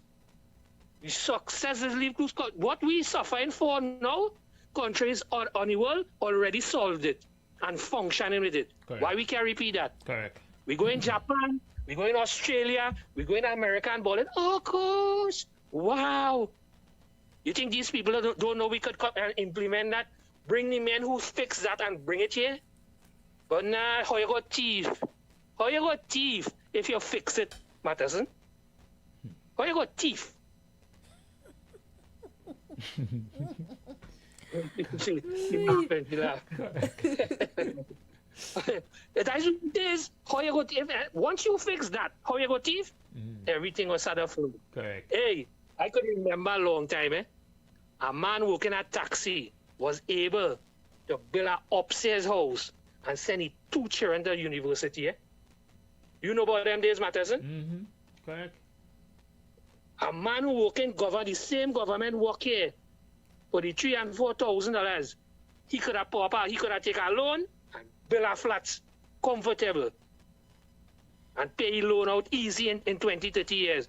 And he lost in here, he dying here, stretching, neck is stretching out. Do that today, now. Crazy. Anyway, let the next caller call in there. I'll listen to all your offer. Yeah. I appreciate the time you give. Man. Thank you. Yeah, bro. Let me take this call. Good evening, caller. Mr. Matheson, I don't like to engage in too much bassa on the radio. What I'm saying here, and what I would have said, Haiti gangs running wild in they assassinated prime ministers, presidents, and whatnot, take over police station.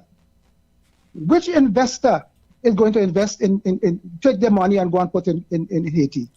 If Trinidad, as it is, if the crime is not brought under control, because I heard you spoke about diversification.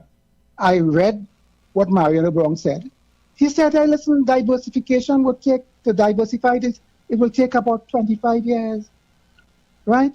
But we should diversify. We should move away from natural gas and oil.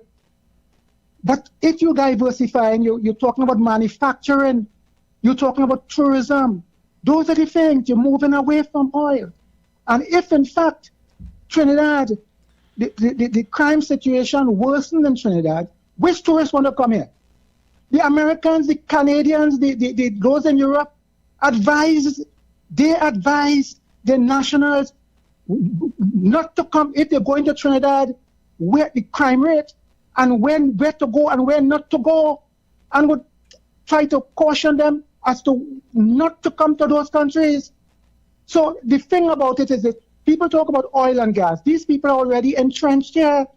They're already drilling here, right? And it's quite distinct from you because you're talking about diversification. Who is going to build hotels there when you have a high crime rate? Who? So I think, you see, I don't want to get into argument with people who deal with logic and reason and the sort, you know. And that is standard. Now, I'm not just saying that because I want to say that. Any sensible person will tell you that. You have to have social stability. You must have an educated, people, technologically savvy population. Kola, yes.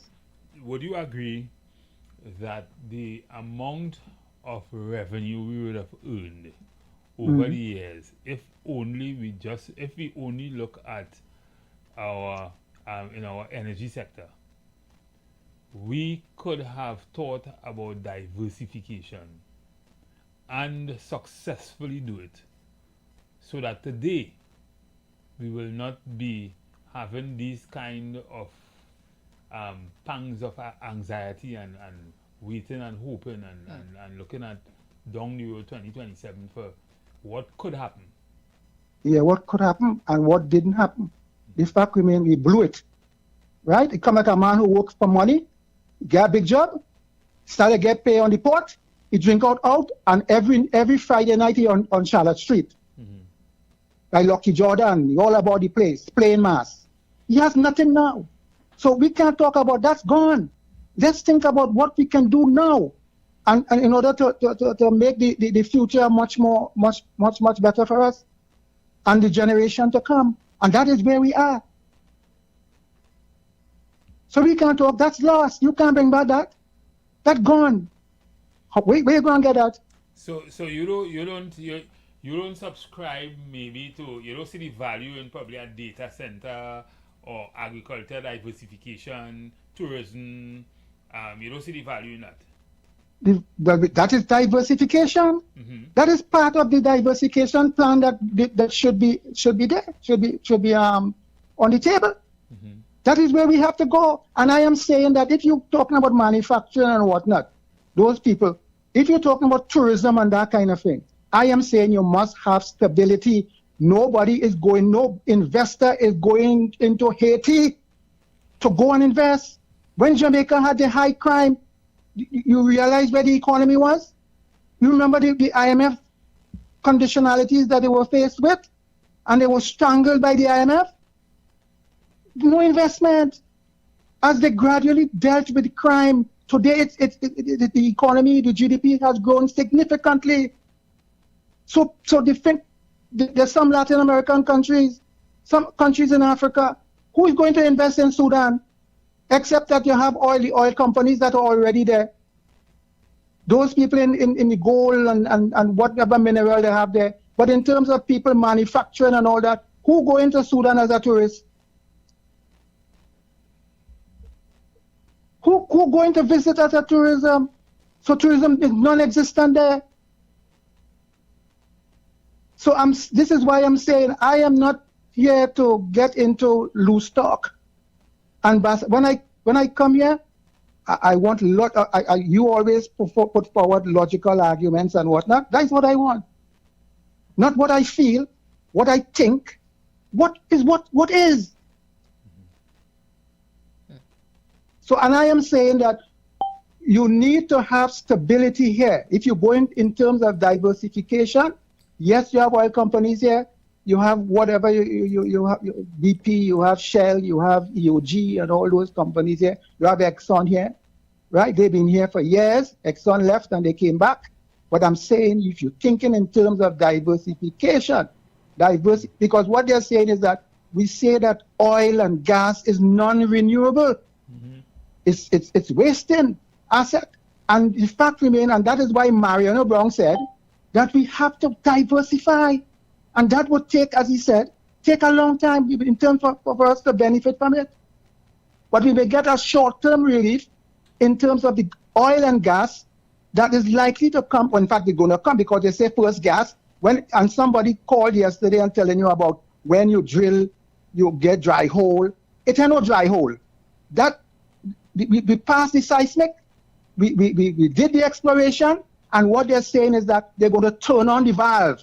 All the pipes have been run already, and the gas would be going to Point Lisas, going to Atlantic, and those idle plants that we have here. That is what he's saying, and not he say alone. The South Chamber, all these people, the people in the oil, those people down there, they are telling you that. They told you that since last year. They were telling you about that. The oil companies and all told you that.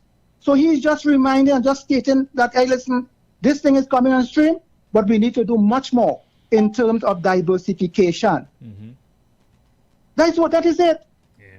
So in the last quarter here, you're going to be getting gas coming from one or two companies, 2027 up to 2028. But he says we need to engage in more exploration. And also we must think in terms of that diversification.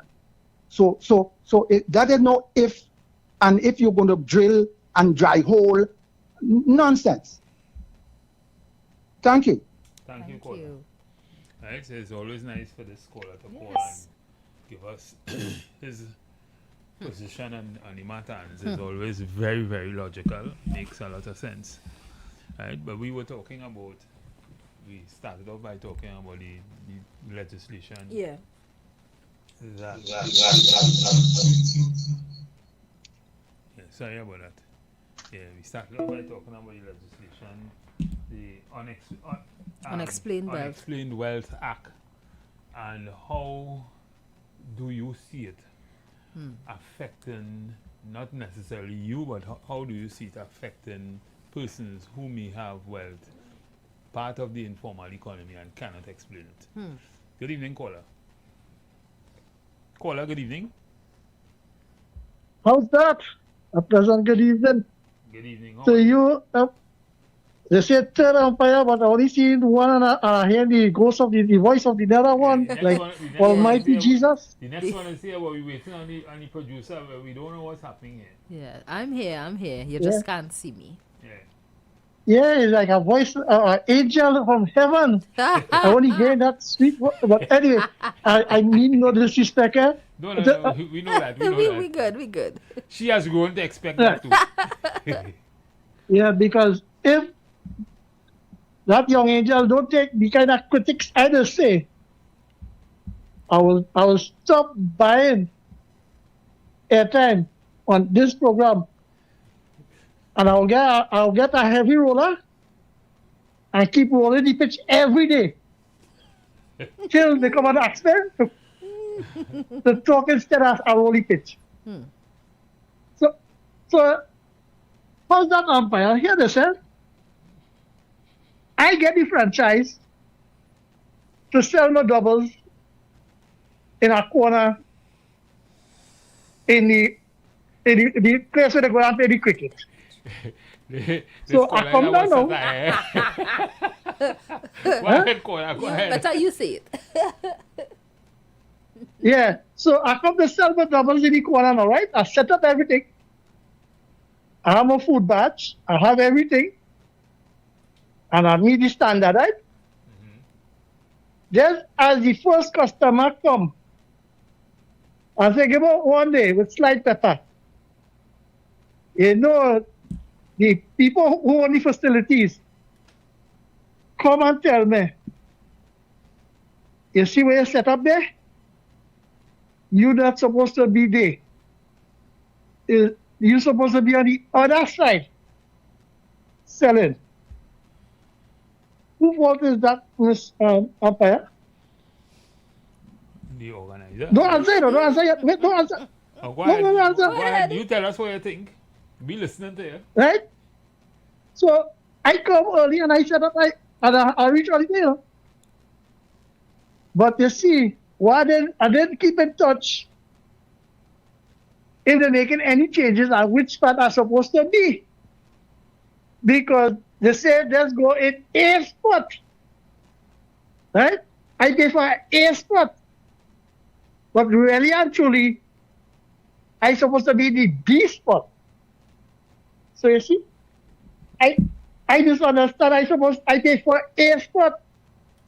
I'm not supposed to be the A area. I'm supposed to be the D area.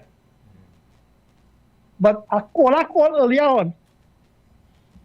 And I want to just say a disclaimer. Because I like to hear the angel of the Lord speak. So I don't want no retribute.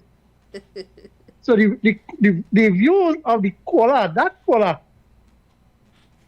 is not the views of this Street 919. So umpire, I will put away the cricket game and try to jump in the politics now. Right. When Granger did sign with ExxonMobil for 2% at the royalty because they're going to a virgin ground. They know where it went a day. So they say, okay, high risk, low return. But if that caller is following up the Guyana model, they would have known that after that well was drilled, the second well was 50% with interest of energy company registered in Guyana. Right? So that any other well that is drilled, you have to bring Guyanese registered company on that well. Then, if that caller is following up Guyana, they build a bridge longer than the mosquito crack. They build the agriculture sector. They planted corn, soybean, vegetable to export for the Caribbean. And now they sign an agreement with all exploratory wells, right? That they wanted to put their own gas plant, like a LNG, and a refinery, or keep buying gas. But I want to ask you now, umpire, do you know that Trinidad, you read any history book and read this book, that in 1937 and 38, during that time, it had sugar, it had cotton, it had cocoa, right? And coffee. And the cotton plantation, we did work in it. Do you know that in 1997, the closed down Caroni, which was bringing in $3 billion US, we had a robust agriculture sector. When you leave the interchange in Valsel, going to Port of Spain, just before the flyover in Barataria, they had to go over to the Lady Young. We're putting all them building now. Yeah. Look at it, you see it? And I don't, just imagine from that flyover to this flyover beyond I Valsel. That's prime was last time with agriculture. Prime man. Agriculture, prime agriculture. But umpire, how it is they stay them the plant and turn into building. I was some other plant on them. But you see, we had an energy sector which was robust. We had a company since the beginning of time on the East Coast. They suffered that. And they said we're going cross border. Because 10 years. But umpire, I want to patent the wheel. That what they're talking about, talking about, to reinvent now, to go back into the agriculture sector. Right now, the cocoa plantation, the honey industry, right? The way we sell the honey and when we sell the cocoa, what price we getting? So, umpire, you know, when I pay my money to see these two top teams going and play cricket, and as I sit down on my seat, you know the rain start to fall? I wonder who to blame that I didn't get my money's worth. Have a pleasant evening. How that? Have a good evening. Thank you, caller. Thank you, caller. Oh, I like to hear this caller. You know, he makes a lot of sense. Let me take Bata. I want him to be out of the game. Bata, are you in the game? No, like, good afternoon, sir. And I just came in. Good afternoon to you, ma'am. I hear the laugh, so I know you're there. Yeah, she's here. She just... Right, and I just keep... ghosting right now, but she's here. Excuse me? She's just ghosting right now, but she's here. She's boasting. Ghosting. I'm right here. You just can't see me. Oh, she's hosting. Okay.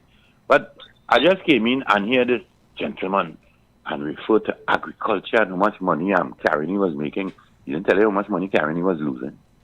You know, close on a company that is profitable. The reason why they closed on Caroni because it was not profitable to make sugar. The European market already told us, hey, we can't buy all the sugar at this price because the product to produce a ton of sugar was the cost of producing it was way more than what it was getting for it, brother. So when we talk about agriculture from Mova Junction to where? Well, pass and see. Those Pak Choy has grown into two-story warehouses that now sells Chinese bicycle, now sells soft drink, some turn to grocery. That is what grandson ain't want to plant no garden again. Grandson decide granddaddy work so hard planting garden, mommy plant garden, and they leave me with this piece of land and I could sell it for $5 million and a man go and build a warehouse and rent it out. I go plant garden and I could collect $5 million and buy a container, car parts and bring it down the road and open a car parts business down. So I go plant garden. So all them talk all years come there with, look at the economy and look at the people you're referring to and look and see what they're doing today. Compared to what you're talking about, look and see what their children doing today compared to what they... You understand what I'm saying, sir? We living behind time. We want to go back to plant cocoa and coffee. Where? With no one who land. We're going to bring a ton of Spanish to harvest the cocoa and coffee. Go and dance it, you. Mr. Matterson, enjoy evening. And ma'am, glad to hear you back. Oh gosh, we listen to everybody, and everybody have a contribution to make. Everybody make sense to a large extent. Yeah. And the thing is, as we because we will be closing just now, probably in the next 10 minutes or so. It is important that we look at what the challenges that the Unexplained Wealth Act could mean or bring for some people, and also benefits to the country. Yeah. Right? So, clearly, as I would have said earlier on, and I stand by that, whether who bring it, because I know this was a piece of legislation that was piloted by the PNM. Yeah. Right? For good reasons. But it is now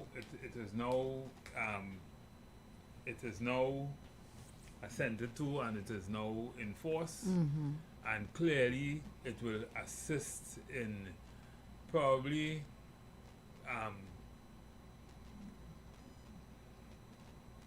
giving criminals a little more trouble to formalize the wealth. and that is, if you have it, hold it in cash and spend it every day and live. But they can't make no major investments in that. But you have to think, because I mean, you're correct if you're in working away, you ain't doing nothing productive to live, and how do you explain that?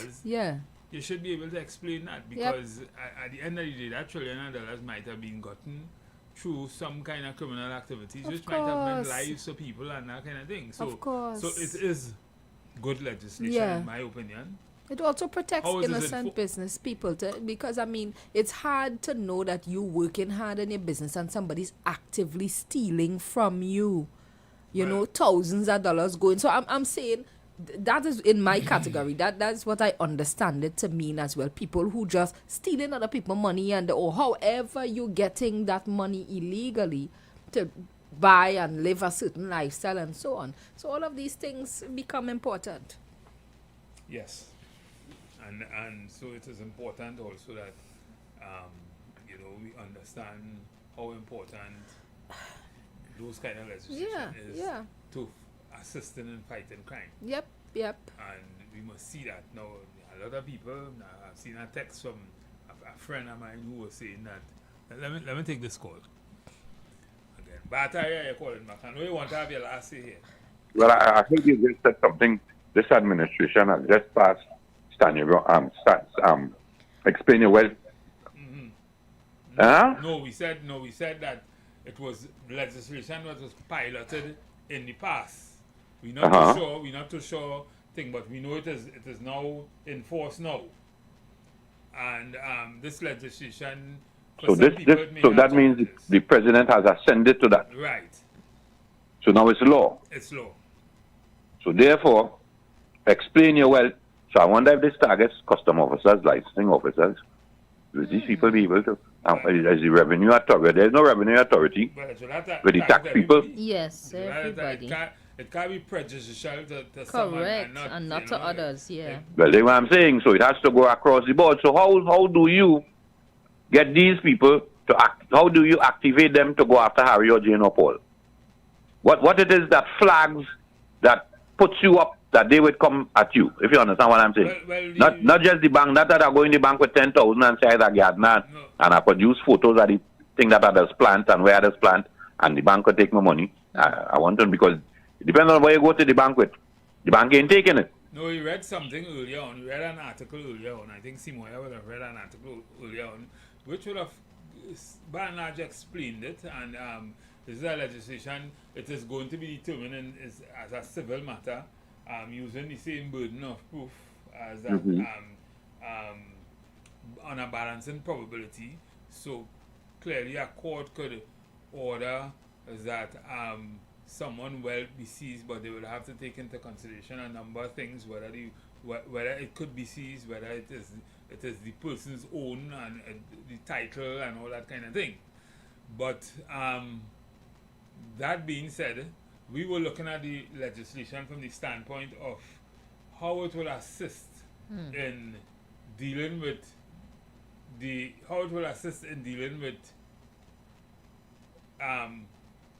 curbing crime or facilitating what in fact facilitates crime, money and wealth and that kind of thing. And so we were looking at it like that, right? It is just another, in my opinion, another crime fighting tool, another tool in the toolbox to deal with the issue of illicit activities. Right, but my problem is, how do we initiate that move?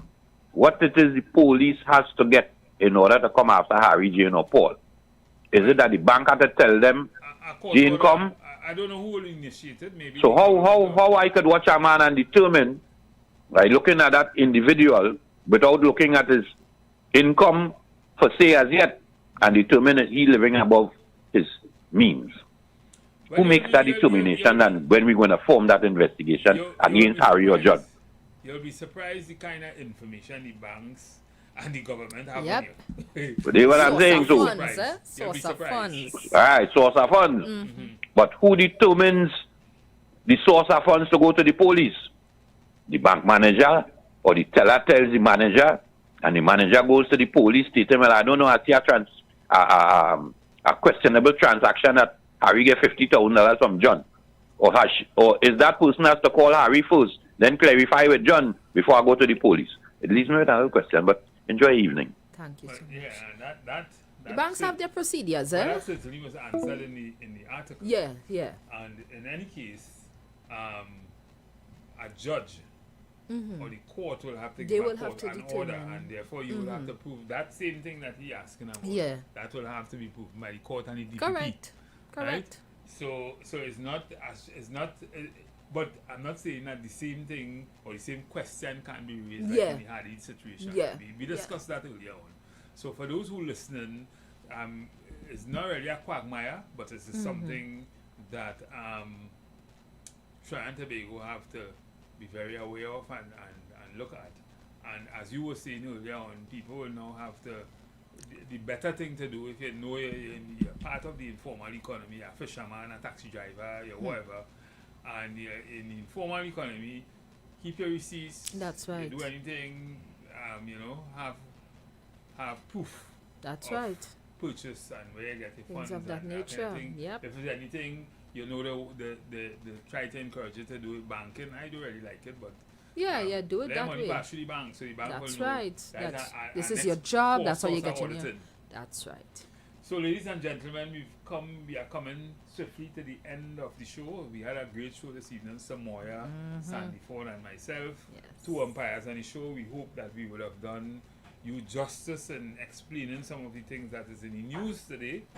And certainly we look forward to having this program for the rest of the week as best as possible. Alright, so see you. You've got bills to pay, and so do we.